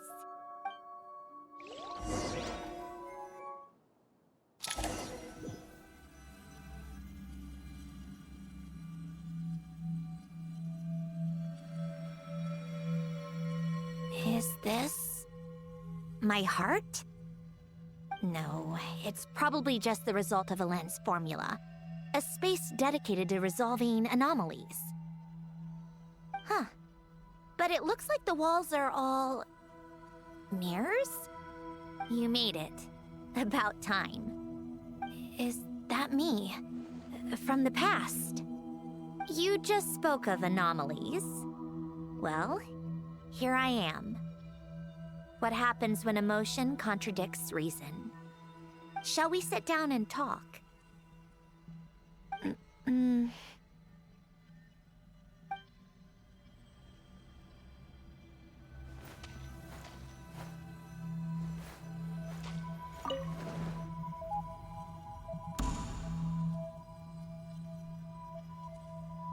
That should do it. Hello? My name is Alen Guillotin. Can you hear me? Brings back memories, doesn't it? The time we spent here. Here. I want you to have this. A notebook? You can use it to write things down. I don't need to write things down. I have unlimited memory. Even so, some things are more important than others, right? You can use it to write about the things that matter. So you wish me to carry out a basic priority sorting operation? I suppose you can think of it like that for now. But journaling is also an act of finding oneself. Much like we use wooden stakes to guide a plant to grow in a certain manner, what we choose to write down gives the soul much-needed direction. In the act of choosing what to forget and what to hold on to, we decide what kind of person we want to become. I don't understand. Like I said earlier, I don't need something like this. This is where we were born, where our life began. Mornings of tending to the garden, afternoons spent cleaning, reading, or studying, evenings of cozying up by the fire, listening to Alen share stories about his past. Alen. What is it? What are you drinking? Oh, this? It's coffee. It, makes me more productive. I want to try it. Oh, okay. Here. Bitter. Speaking of, why did you design me with senses? Taste, smell, touch. Well, I'm not quite sure. It just felt like the right thing to do. I suppose I hoped you might have a life of your own one day, and that you deserve to experience all life has to offer. Oh. Still bitter. But the smell is nice.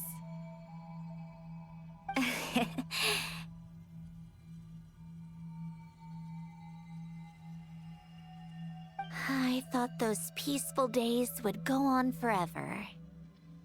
You know that's not possible. Maybe. But how was I supposed to know the end was just around the corner? That was just bad luck. Was it? Well, it certainly became a pattern, now didn't it?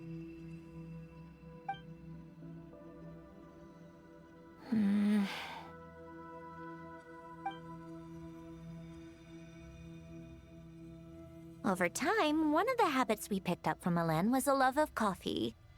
We even took to hosting tea parties. A machine acting like a human. Kind of laughable, right? I suppose that's just what I'm used to. Yeah, that's just what we're used to.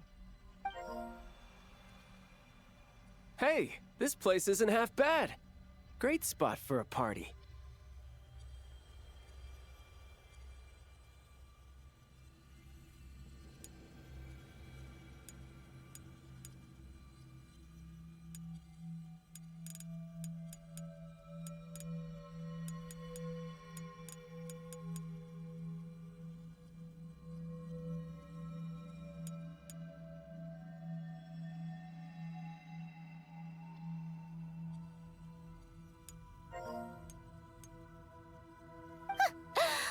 And more people seem to be showing up to my tea parties uninvited. Anyone care to explain? Can you blame me? I saw Columbina leading Capitano somewhere, and I had to see what that was about. I had simply asked Columbina where I might find Arlecchino. I have business to discuss with her, and Columbina suggested looking here. Tartaglia and I were unaware that this was a private gathering. Apologies for the intrusion. It won't be for long. Whatever. Just add it to the list of annoying things that have happened today. What's one more? Since you're here, you might as well stay for a cup of tea. See? Told you she wouldn't mind. Much obliged, Sandrone. Well, look who we have here. Good thing I brought extra desserts. This has turned into quite the occasion. Capitano, I was just about to go find you. Pardon the intrusion. Rest assured, I won't sully your gathering with talk of work. We can have our discussion later. Spoken like a true gentleman. A certain unmannered 11th seat could learn a thing or two. You know, you really should start being nicer to me, Rosaline. Or I might just snatch that 8th seat right out from under you. I'd like to see you try. If you're gonna fight, take it outside. The only mess I plan on cleaning up is tea-related. I still don't understand how our quiet afternoon turned into such a crowded gathering. One by one, people just kept barging in. And then, one by one, they left without a word. Yeah, pretty annoying, huh?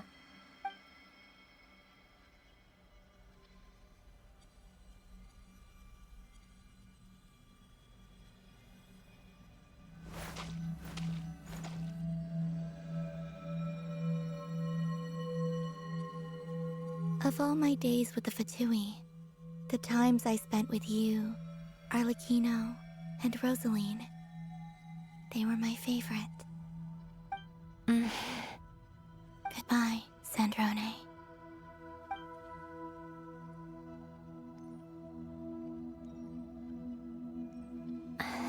Don't go, Columbina. We should have just said that. Why didn't we? If we had, would the story have had a different ending? She couldn't stay. There was no future for her here. She would have just faded away. You're right. I suppose that's why you call me an anomaly. Every time you make a decision, there's a voice inside your heart. My voice, asking to contradict all logic and reason.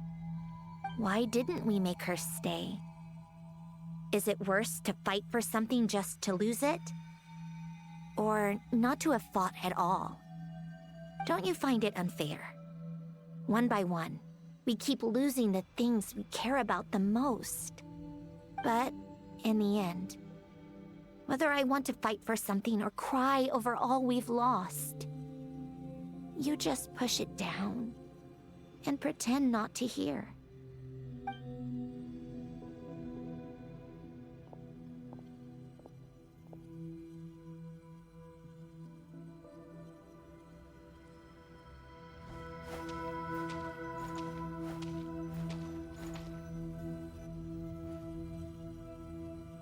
And now, even Polonia, the other half of Elend's legacy, the last remaining member of our family. Even Polonia is no longer with us. I did everything I could, but it's just like Elend always said. Polonia was one of a kind. There was no replicating what he managed to create. Don't you feel like our connection to the past is fading bit by bit? Like, even the things we have left are slowly slipping away. I suppose. But you can't move through life without having to say goodbye. And even as we experience loss, there are always new things to be gained. Ever so logical. What's your take, then? It feels like the more I care about something, the faster the world takes it away. It sounds so stupid, but I can't help it. That's the hand life has dealt me time and time again. Why even fight for something that's just going to be lost in the end? Better to never have had it at all. Better if it would all just disappear. Dark, I know. But the heart wants what it wants. Maybe the stellar linchpin appeared because of me. Because of what I wish for. I don't think so. Yeah, probably not. What an anomaly wants goes against all logic and reason after all. Well, go ahead and do what you came for. You're here to resolve the anomaly, aren't you? Yes. What's it gonna be? Keeping me imprisoned here like before? Or eliminating me entirely, like debugging a code? That might actually be a mercy. I don't care. I just don't want to experience the pain of loss ever again. Go ahead. I'm ready.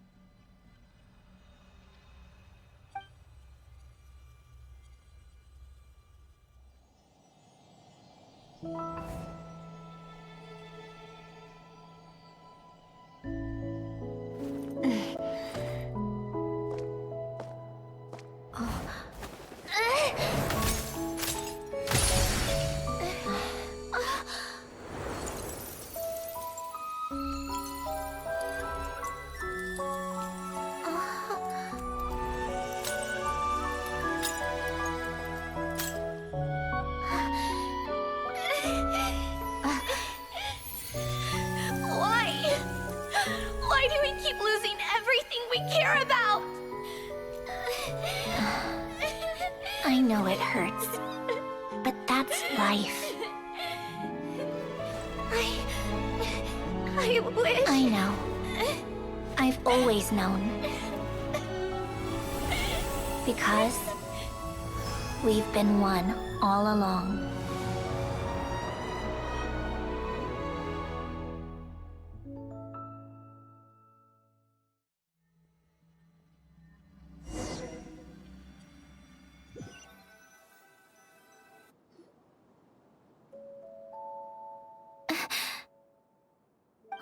Centrone? I'm fine.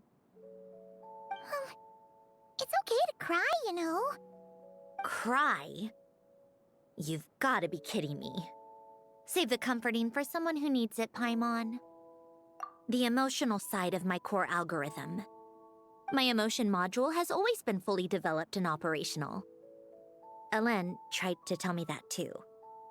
I've just chosen to ignore her voice all this time. I suppose. Huh. Come to think of it, it's kind of like the aquarium on the ship. The aquarium? The old me took one look at it and saw something I would inevitably lose. So I stopped putting in the effort.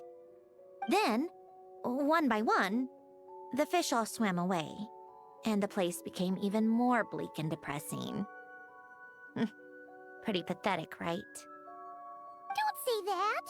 A lot of people would feel the same. It just shows how much you care about what you have. Now? After seeing what you've done with the aquarium, I have to admit, I think it's beautiful. It's like you said, we get to keep the things we gain along the way. And those are things that can never be replaced, because we choose to hold them in our hearts. Well said. Besides, I've already died once. I'd be stupid not to make the most of this second chance. Right. Earlier you, or your inner self, mentioned something about her wish. What was it? You think that's something you can just ask and I'll tell you? Think again. I may have accepted my emotional self, but I'm not about to go all soft and mushy on the inside and pour my heart out. That said, taking a step in the right direction couldn't hurt. Starting with cleaning some old aquarium tanks of my own. Huh? Metaphorically speaking, I mean. Come on, let's head back to the ship. I need to talk to that shaman.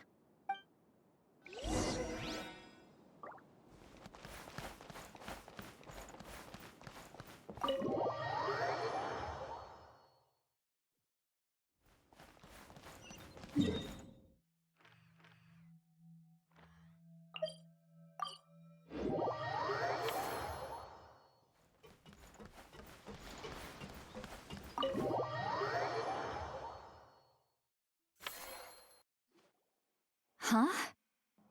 Resentful lost souls? You couldn't get comfortable sleeping near the Opera Epicles, right? Well, I bet that's why.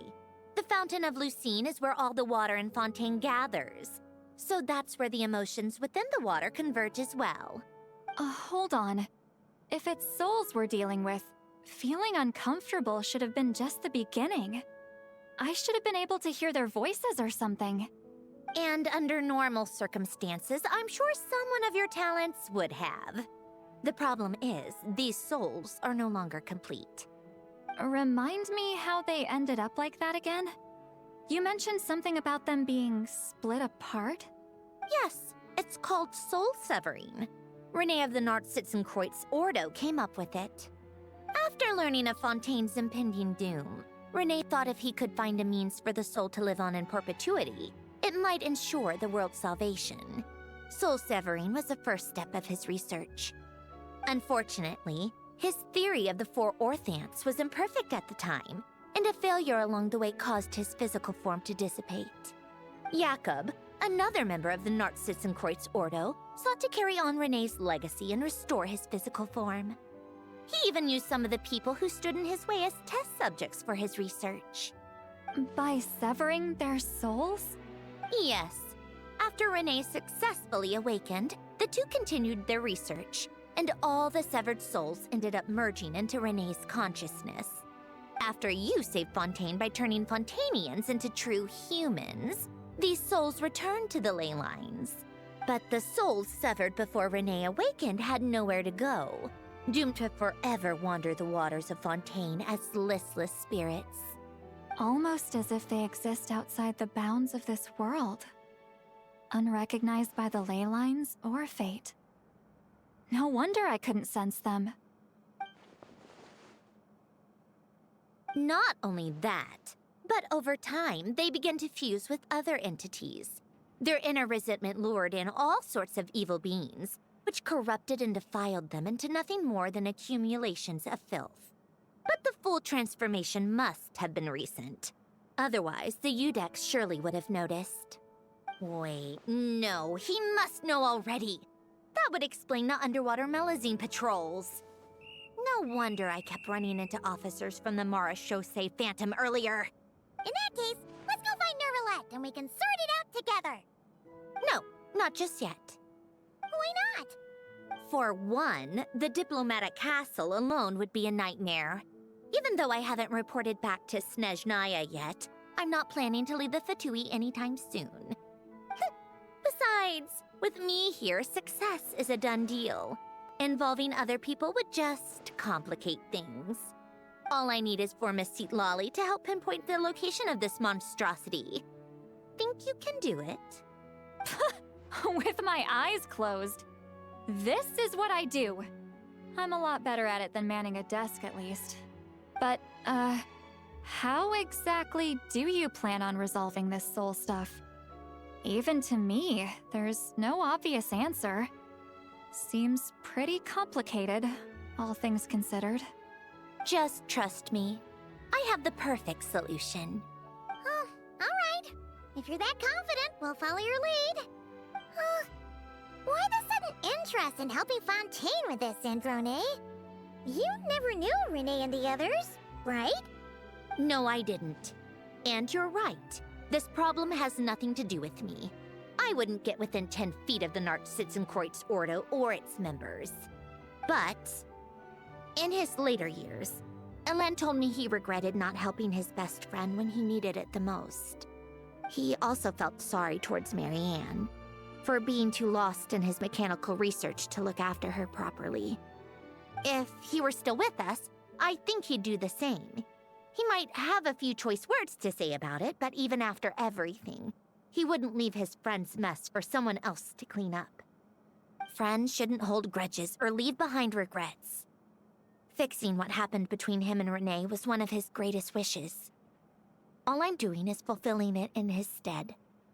You know, you really do seem a little different now. You mean everything that just happened wasn't for nothing? Why, thank you for pointing out the obvious, Paimon.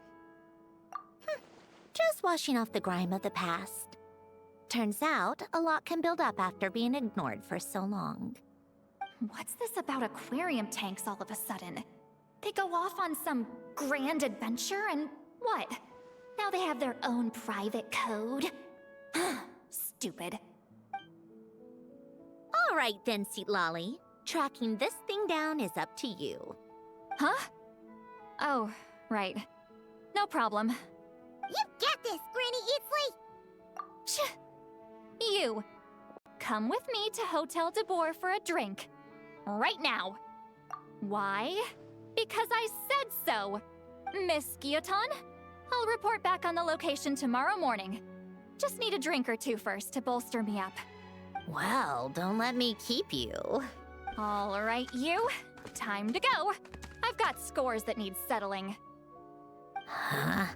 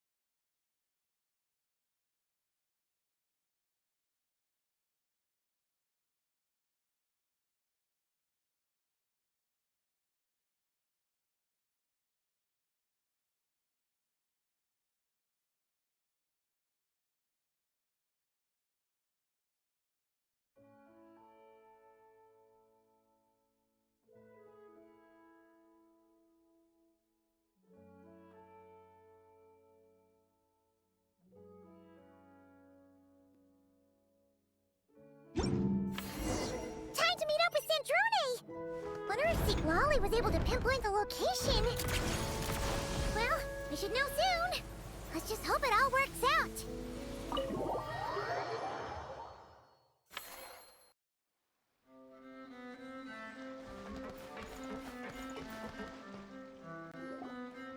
Citlali sure drank a lot last night, huh? Wonder if she's even awake. Good morning. Columbina! Oh, you sure know how to make an entrance. We just finished filming a last-minute scene, so I came up to get some fresh air. The others are still down below discussing what the final scene should be. You mean, how it should end? Yes, they're torn between whether the heroine should reunite with her old friend or not. Ah, because the whole point is that she came to her friend's homeland to search for her, right? Oh, Paimon almost forgot the plot! Yes. Director Farina and Miss Chiori think a tragic ending where the two never meet would be more poignant. But Director Xavier thinks having the two reunite would make for a more touching and heartwarming ending. Me? I'm not sure. On a personal level, of course I want to see her again. Of course I want to experience that moment where we reunite. Even if it's just for the cameras. But that means an actor would have to take her place. And that makes me feel... Oh. Huh? Yeah, don't look so worried. Making a film is supposed to be fun. Besides, it's all gonna work out. You can trust Paimon on that. Work out? How? Well, you know. Yep, exactly. Okay, I trust you. I'll just focus on having fun for now. Well, well, look who we have here. Traveler and Paimon. Oh, the lighting specialist and clapper loader that never were. Yeah. We kinda went AWOL, didn't we? Sorry about that. Seriously, don't worry about it. Everything's going smoothly on our end, so just do what you need to do. You seem to be in better spirits now, Miss Columbina. I apologize if our earlier discussion put you on the spot. It's okay. I'm fine now. The Traveler and Paimon talked me through it. So, what are your thoughts on the ending then? Should we have them reunite, or not? We should tie everything up in bows. Huh?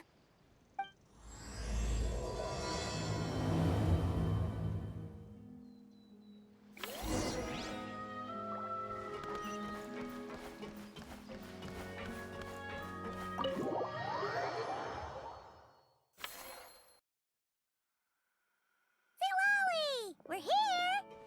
Oh, right on time. Well, yeah. We weren't the ones who drank our weight in alcohol yesterday. What? Are you suggesting Granny can't handle her liquor? It takes a lot more than that to get me drunk. Really? 'Cause, you stopped making sense after a while.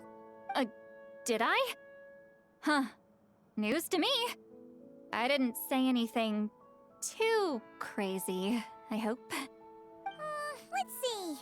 You spent half an hour bad-mouthing Auroron, half an hour complaining about work, an hour talking about light novels, and, Paimon kind of fell asleep after that. Are they gone? Oh, the crew? Yeah, we bumped into them on the deck, but they just left. Wait, but now that everything with your core is sorted out, what's stopping you from seeing Columbina? She misses you a lot. I just want to deal with this mess first. Besides, this is a perfect chance to make her jump for once. I have to plan it out more. But enough about that. Were you able to pinpoint the location of our target? Of course! When Granny Eatsley promises something, she delivers. Great, let's see. The Morte region. Wait, this is the Tower of Gestalt. The place the souls were severed. Is that the source of the resentment? Or is it the Narzissen-Kreuz Ordo in general? Let me come with.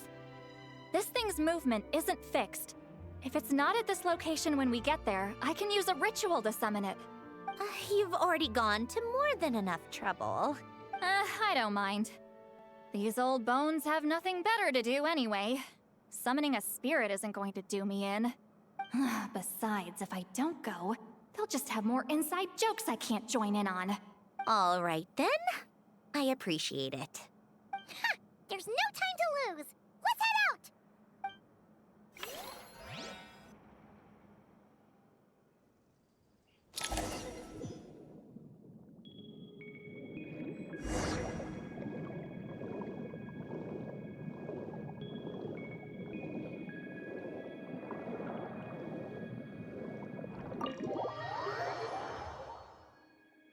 Huh, no sign of it so far. Should I start the summoning ritual? Let's drain the water from this floor of the tower first. It'll make it easier to move around. Wait, we can do that? Of course. Alan and Renee both saw the future that awaited Fontaine, and even shared a few methods for waterproofing buildings. The principle behind it is, not important. Just unlock the mechanisms in the order I tell you.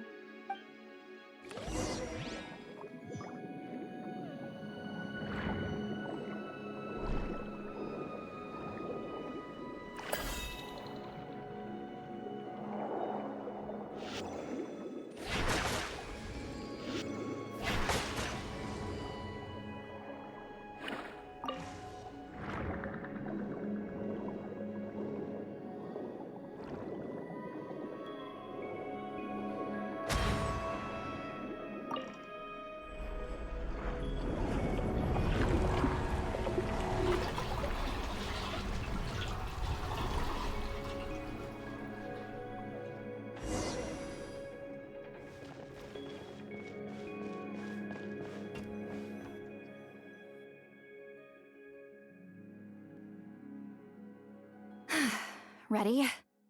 Yeah. When this thing appears, I'll try talking to the souls inside. But more than likely, they've already been driven to madness. If communication fails, we'll have a battle on our hands. In that case, Paimon better find a hiding spot. If a fight does break out, I should be the one to deliver the final blow. Trust me on that. Understood. All right, I need quiet. Wandering spirits drifting along the tides. Hear me now. Broken souls, silenced, torn apart, and forsaken. Follow the traces of the past and return to us. Let resentment recognize resentment. Let vile entities be drawn together. And in this place, take form once more.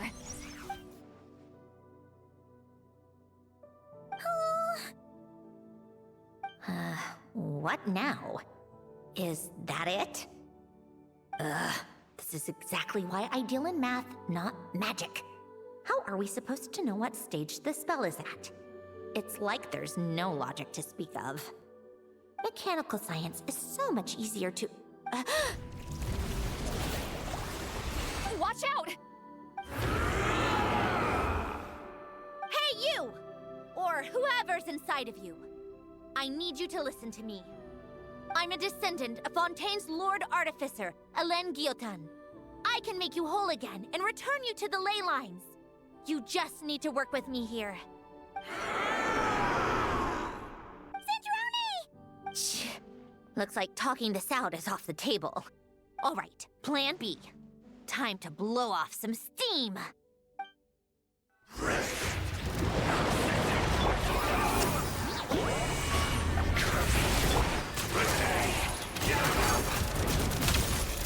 You're cursing out the wrong person! I didn't even know them!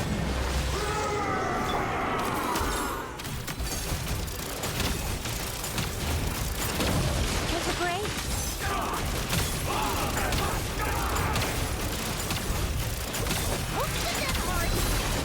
But you still have a chance to return to the ley lines and reunite with your family! Just work with me here!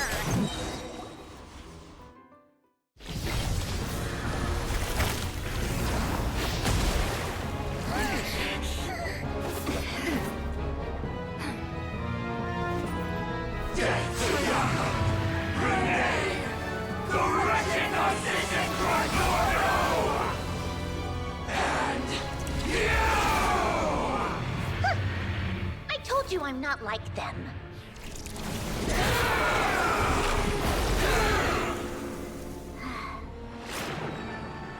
I'm stronger. Inverted. World formula. Reversion.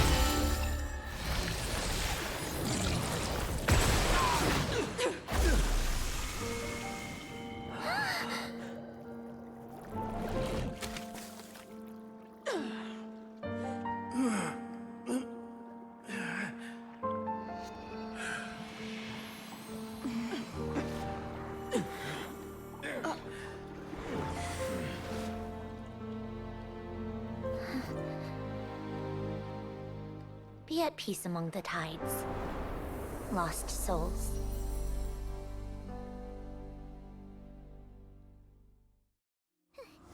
Is it over? Yep, told you it'd be a piece of cake.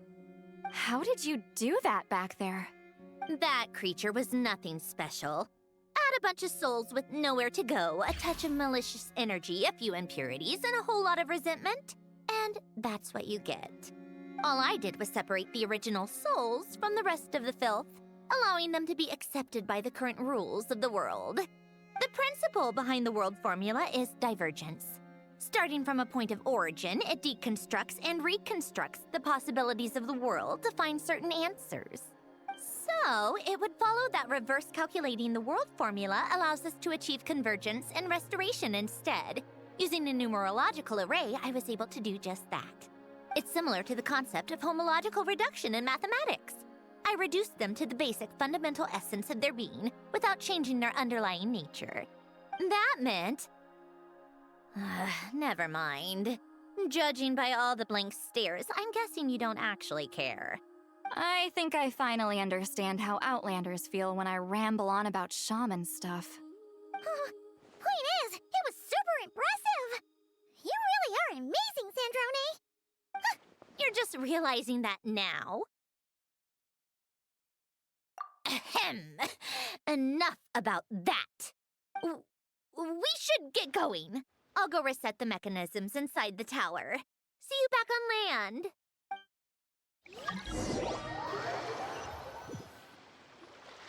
Well, that's one old mess for the books. Glad to have that over and done with. Feels nice to do a good deed every once in a while. You helped everyone out a bunch in Notcry, too. Kinda seems like you're just a good person at heart. I wouldn't be so sure. I'll be heading back to the Fatui soon enough. You two are too trusting sometimes. Fine. Just don't say I didn't warn you when it comes back to bite you. Well, where to next? Back to the ship? Yeah! Your personal business, the Narsitsenkreuz thing, it's all resolved. That means you can see the people that need seeing now, right, Sandrone?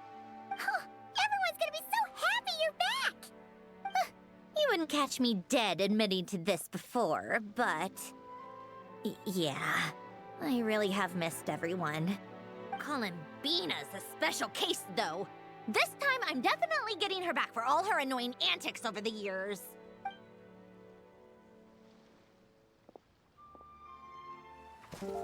She'll sense me coming from a mile off. How am I gonna...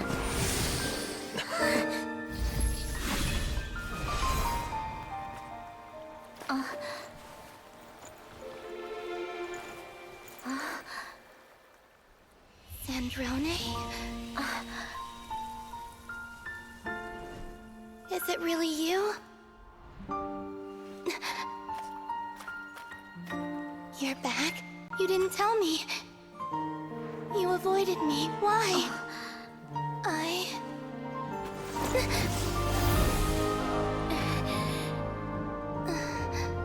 Sandrone? Now we're even. I missed you so much. That makes one of us, idiot. I'm here, Columbina.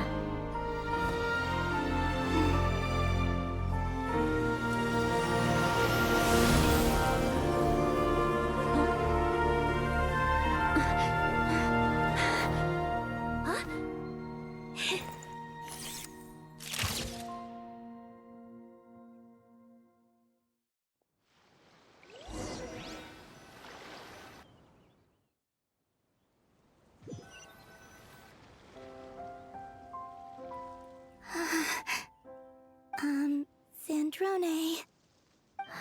Don't ruin the moment. Or I'll start thinking about how you teleported me to a random location after I explicitly told you to stop doing that. And scene! Bravo! Bravo! We got it! This is exactly the ending I was hoping for. Huh? Where did you just go, Miss Columbina? You vanished! And then the next second you were back hugging this, new friend here. That was all on camera? Yeah. Well, the camera was already rolling and it happened so fast, so... yeah. Hold on. This must be... Yep, my best friend. The one I was looking for. I never thought I'd actually get to see her again. I'm just... so happy. Plus, the film got a happy ending too. It's all thanks to you, Sandrone. Sandrone? You couldn't stop being annoying for 1 second? Columbina!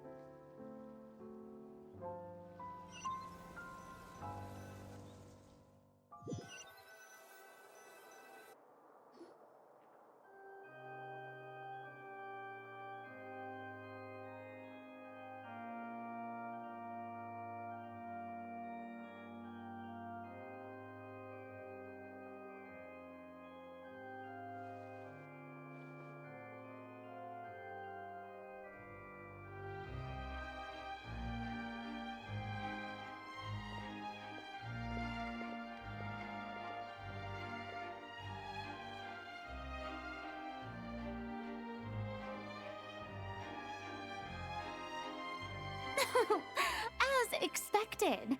Going to the opera house is the true way to enjoy a film. You get to see the audience's reaction in real time, too. The ending seemed to be received quite well. Paimon can't believe you let us include that in the final cut, Sandrone! You even agreed to help us reshoot a couple of shots. Thanks a million. Most of it was caught on camera already, so it's not like I had much of a choice. Besides, the film I'm in is going to be anything less than perfect. What are you laughing at? Nothing. It was just interesting to see us on screen together. I'm glad this moment is going to be preserved forever. Just a pity we didn't take home the Farina Award this time around. Well, artistic films can rarely compete with commercial ones. You should have prepared yourself for this the minute you changed the script. True. Oh, did I hear someone mention the Farina Award? Come on, don't gloat. I won't. Our crew winning the Farina Award was a team effort after all. Costume design, script adaptation. Ooh, and the practical effects were so realistic. The flames and explosions even made me jump while we were filming. A lot of the effects were based on actual items the Special Patrol confiscated from criminals. Who knew they'd serve another purpose, right? But it turned out amazing! Really brought the thrilling scenes from the novel to life. Fontaine's film industry is seriously impressive. Which film did you vote for, Silali? Isn't it obvious? Great Detective Hurlock, of course! That's the whole reason I'm here! You all should be proud, though. A lot of critics are saying really good things about your film, too. Longing and loss, searching for something even after it's gone. It's a film that makes you think about life, and how important it is to explore those themes. Well, that is what the art of storytelling is for. Watching a film with friends is so much fun! There's so much to talk about! Ooh, let's throw a celebration later, then! We're all old friends.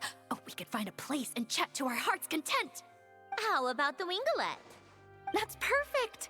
Friends and family are more than welcome too. So if you want to bring people, don't be shy. You all can head over first and make yourselves at home.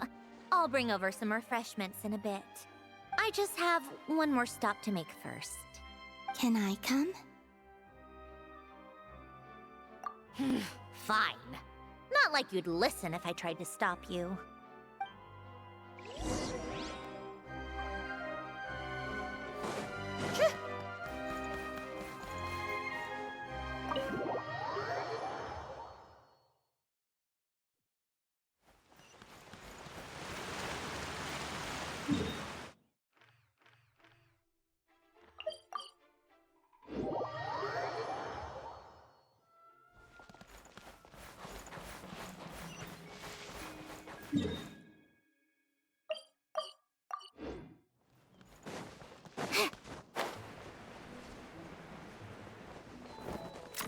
Pick up the pace.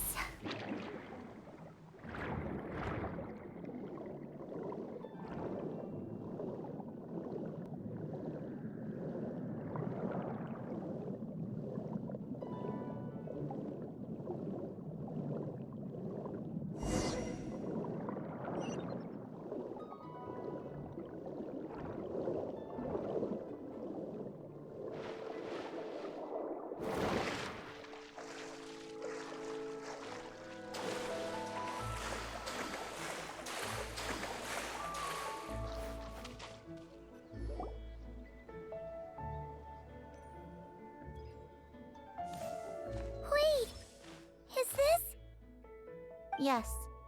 Here lies Lord Artificer, Elaine Guillotin. This is his grave. Oh. I'm sorry, Ellen. I'm sorry this is the first time I've been back since leaving Fontaine. I should have come to see you more often. I got your gift. I even cleaned up one of the Narcitzenkreuz Ordo's messes along the way. Our home is just as quiet and warm as it always was. The flowers in the garden are still thriving. I'll make sure to tend to them more often from now on. Polonia received irreparable damage in battle. I should have taken better care of your invention. I'm sorry. Polonia was family to me. Just like you. You always said I was a fast learner. But I'm not so sure. It took me far too long to learn the things that truly matter. I never said this to you back then, but thank you for creating me. For giving me the chance to experience life. Being your family meant everything to me. Absolutely everything. Can I say a few words as well, Sandrone? Don't need my permission. Hello, Mr. Guillotin. I'm Sandrone's friend. You don't need to worry. Sandrone is doing great. Not only is she a brilliant scholar, she's made a whole bunch of friends, too. And she takes great care of them. As if. She'll never admit it, but she's always there when her friends need it the most. I wouldn't even be here without her. So, if she ever needs help, her friends will be there in a heartbeat, including me. That's what best friends are for. Columbina. What else? Oh, she likes drinking bitter coffee, listening to piano music when she can't sleep. Turns out she even likes giving hugs. No, wait! Don't tell him all that! Huh? I don't understand. I didn't think you'd want to hide things from him. Well, yeah. But there are still things I don't want to say. Okay. I'll come by myself and tell him for you then. That's not what I meant! All right. Enough with the speeches. If no one has anything else to add, let's just leave it there. Should we say a few words too? Kinda seems like Columbina said it all. Oh, great idea!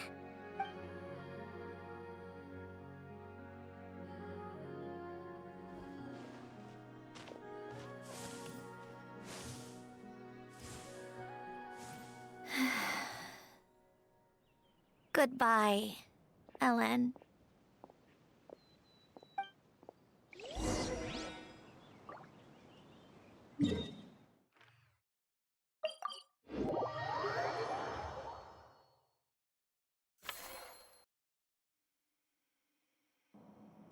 You made it! The party's already started. Oh, but, you didn't bring anyone else along? I thought you headed out to invite some friends.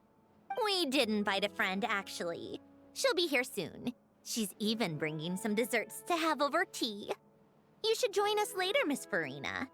I do love a tea party. Then don't mind if I do. This seems like a fun occasion. Let's go talk with everyone. Good idea! We'll introduce you to all our old friends.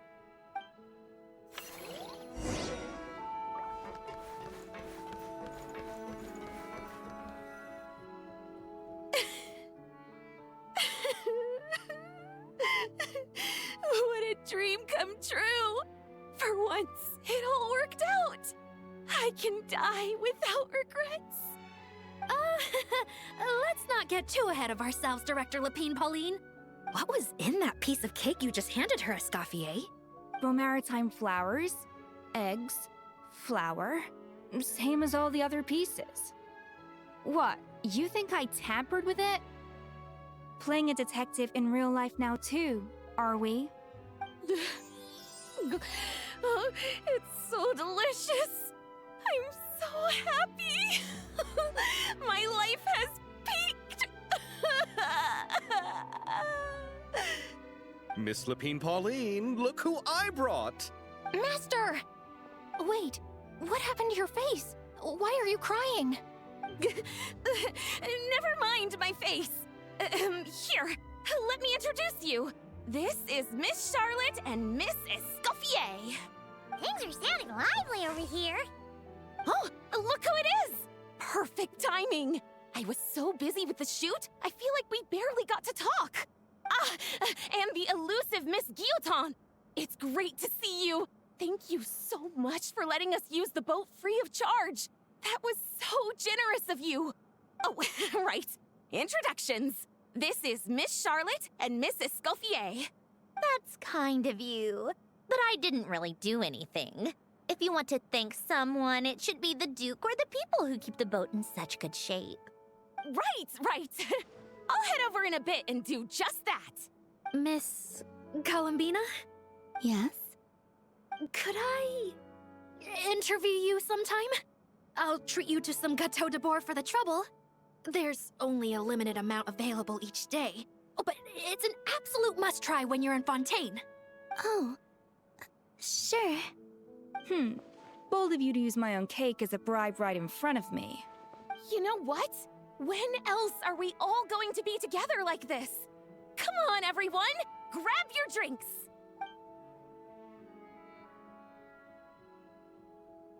Are we going to toast? Yup! Come on! Sante!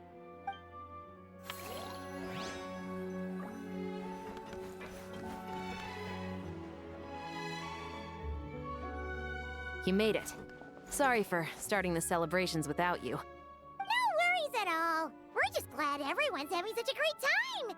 Oh, right. You've probably seen them around already, but let us introduce you for real. This is... Miss Columbina and Miss Guillotin, right? Oh, we saw the film you were in. It was so touching.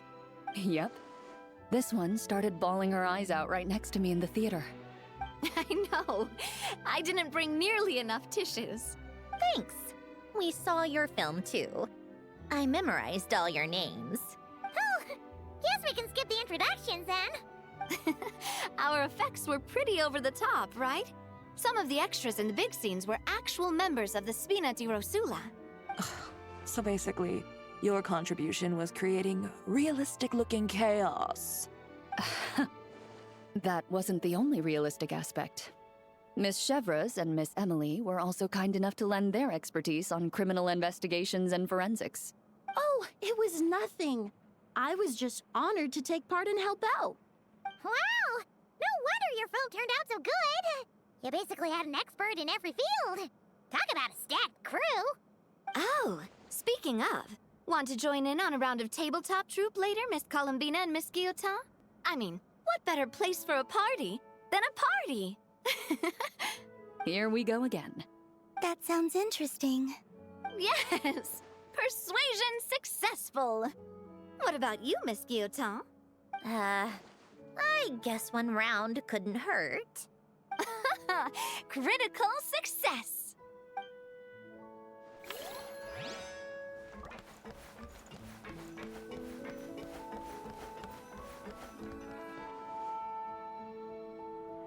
Granny, it's Lee. You're really not going to let us borrow these cute little stuffed toys for our magic show? First of all, Seat Laline and Eats Papa are Chi-Chi meal. They have inauspicious stars sealed within them, and they're my helpers, not toys. But the Grin Malkin Cat and Boggle Cat box are Linny and Lynette's helpers. And they still make good partners on stage. Agreed. We've never had a Chi-Chi meal pop out of our hats before. It would be quite the surprise. I think the audience would love it. If this was the Masters of the Night Wind, these kids wouldn't have even had the guts to say my name, let alone pester me like this. I'm terrible at dealing with requests like this. Oh, Traveler, quick, save me! You think you're so funny. Lady Sandrone. Lady Columbina. Hello. Don't look at me like that. I don't have any mechanisms for you to break. Don't be fooled by my sister's demeanor, Lady Sandrone. She's just as delighted as the rest of us to have you back. Well, I suppose when I'm not so busy, I could find some time when Arlecchino is around and bring over a few gifts to the House of the Hearth. You're too kind, Lady Sandrone. I'm sure just your visit alone would make Father more than happy. I just need to borrow them for a bit. I'll pull them out of my hat, give them a quick hug, then give them straight back. When did hugging become a part of it? Oh! I could lend you Pear, so you have something to hug in the meantime. He gives really good hugs. I don't need something to hug in the meantime. The issue was never the hugs. How about this? You can have 2 VIP tickets right next to each other. Excellent view. Right next to each other? Yep, super quiet. No one will bother you. I'm sure you'll have a great time. Fine.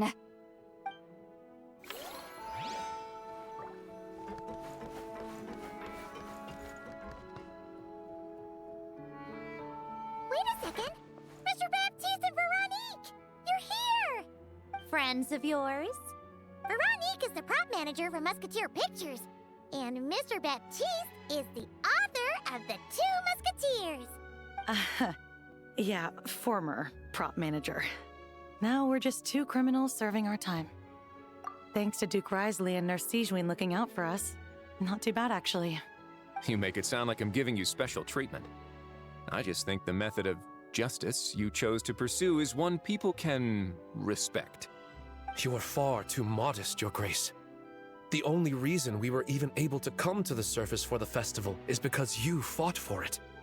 It's also just good for the physical and mental health of the prisoners in general. Anyway, I suppose I have you to thank for keeping the Winglet in such good shape. I never knew she could look so striking. I didn't do anything special. It was mostly the Traveler and the others. Don't sell yourself short, Miss Guillotin. You are the current captain, after all. In light of that, I have to ask, do you mind if I leave up some of the installations so the people back at the fortress can also enjoy the aquarium? Huh? Like I said before, I just think it would be good for the inmates who clean and maintain the Winglet to see their work put to good use. Besides, maintaining an aquarium is sure to be a lot more interesting than scrubbing rust off the walls and deck. Of course I don't mind. I'm grateful you even want to keep it. Great. Then it's decided. That's amazing, Sandrone. We should go hang out at the Fortress of Meripede later, then. You do know you just invited me to hang out in prison, don't you?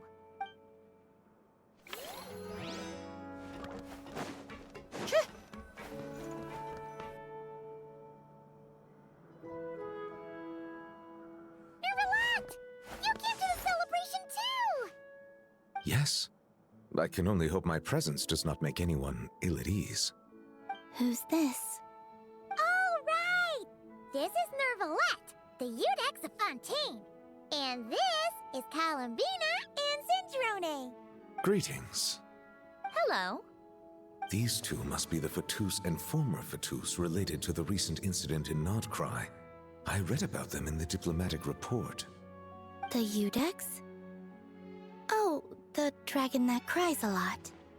Oh, well... Jeez, Columbina. That's your takeaway from all those Fatui meetings? Seriously? Is that truly how I'm portrayed in the Fatui's intelligence? You must put a lot of people in prison, then. Well, it would be more accurate to say I pass judgment on their crimes. All trials in Fontaine strive for fairness and justice, so as to avoid imprisoning the innocent. So, only the people who deserve it get sent to prison. Well, deserve is quite a subjective metric, is it not? At the very least, I can promise that in every trial over which I preside, I make every effort to deliver a fair verdict.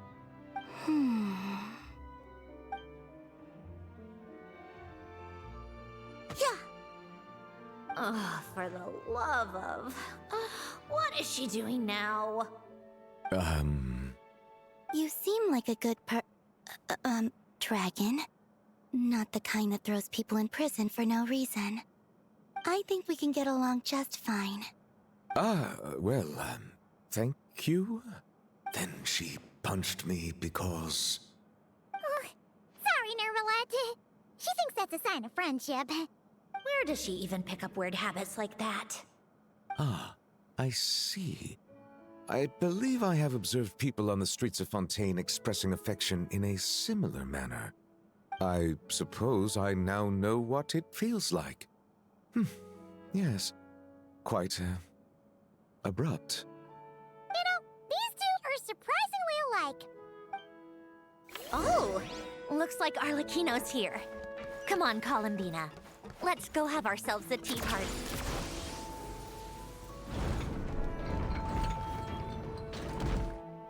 Well, it's been quite some time since the three of us gathered to drink tea like this. Yes, but your tea is as good as ever, Sandrone. Of course it is. The pastries you brought aren't half bad either, Arlecchino. I'm glad to hear it. Are they to your liking, Miss Farina? If I remember correctly, this particular cake is your favorite. Yes, thank you. The tea and pastries are absolutely delicious. I can't believe I'm casually sipping tea with 3 harbingers. Or are some of them former harbingers? Who knows? Due to diplomatic reasons at the time, our last tea party was rather tense. Wasn't it, Miss Farina? You have my apologies. But this is simply a casual gathering of close friends. So I do hope you can relax and enjoy yourself. Of course! I appreciate the hospitality, in both cases. Next time, let me be the one to treat all of you. I'm sure we'd all be delighted to have you join us more often. The same goes for you two. Of course we should do this again! We've all been through thick and thin together by this point. This is nice, Sandrone. It reminds me of the happy times back in Snezhnaya, when things were so lively. Yeah. To be honest, I never thought these gatherings would feel this lively ever again. Well, I think I speak for all of us when I say we're truly glad you're back, Sandrone. Me too. I've realized that holding on to what matters doesn't just mean protecting what you already have. By reaching out and striving for something new, you can gain much more than you think. No, that certainly doesn't sound like something the old you would say. Well, I'm only going to say it once, so don't get used to it. Who knows? Perhaps your tea parties will only get livelier from here on out. Once you return to the Fatui, we'll have more opportunities to keep in touch in any case. I want to spend more time together too. But I don't want to go back to the Fatui. Well, Notcry isn't too far from Snezhnograd. It shouldn't be hard to find a place where we can all get together. Oh, and then I can sing for you. Or put on some of your favorite music. Just like the old days. Speaking of music, I spotted a mechanical piano below deck. Is it yours, Miss Guillotin? Yes. Reclaimed, I suppose you could say. Why don't you play something for us? Huh? In front of all these people? Yes, why not? You play so well. Yeah, come on! Just a little, please? For the love of... Fine! One piece, and that's it.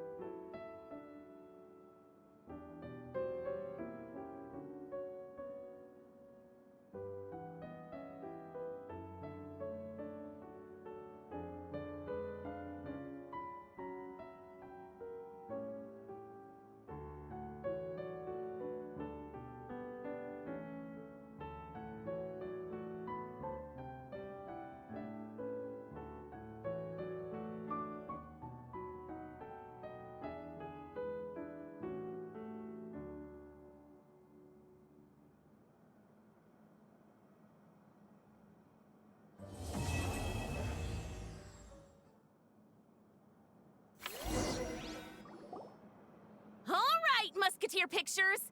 Everyone ready? I'm not sure I should be in this one. Of course you should. You might have primarily helped out another crew this time, but you're still a member of Musketeer Pictures. All right, thanks. I'll still stand a bit off to the side, though. Can I be in the picture too? Of course, Miss Veronique. I would have loved to have you in the last one, too, if circumstances had allowed it. Thank you, Director Xavier. Do I really have to be front and center? You're one of the lead actors! Of course you do! Nervous, Sandrone? No! All right! Look at the camera! And 3, 2, 1... Musketeer Pictures!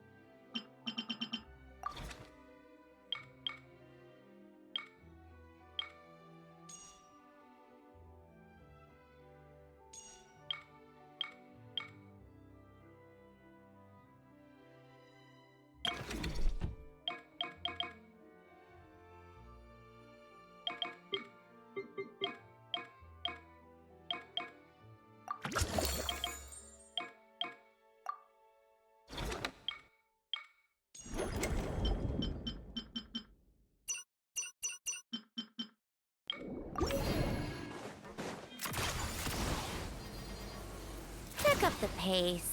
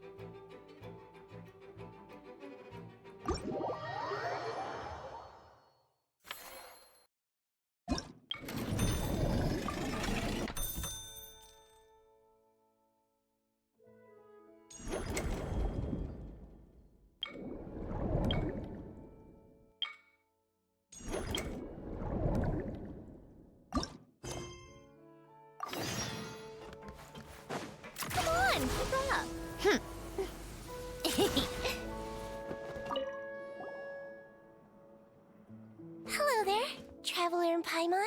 Miss Gyuton mentioned you've been running an aquarium. Naturally, I accepted her invitation to come serve as a marine consultant.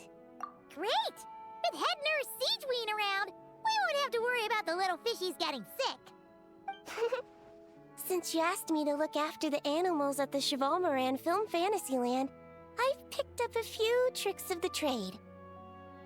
It turns out looking after animals isn't all that different from caring for patients. Well, but that's the thing. Not all fish are well behaved. So on top of looking after the ones you already have, I have a few ideas for inpatient therapy that I'd like to discuss.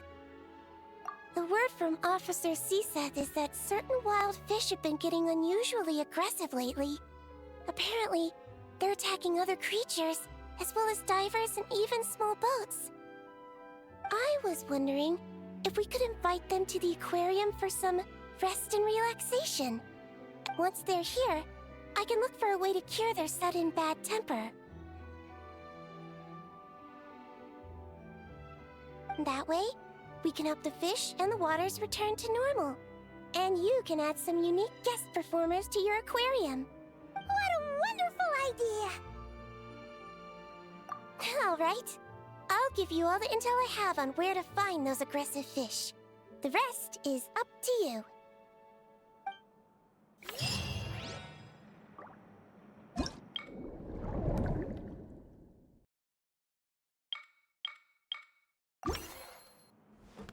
Take a break? Pick up the pace.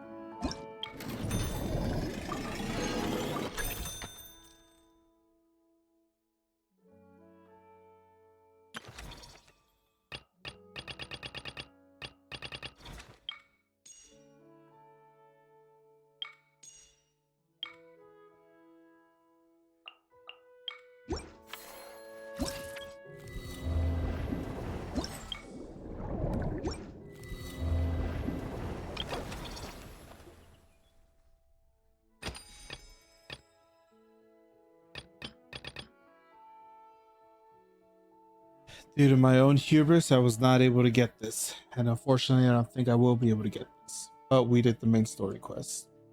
We'll have to buy the Charlotte skin later. My own hubris did this. I had 3 months to do it, and I decided to do it at the very end. Oops.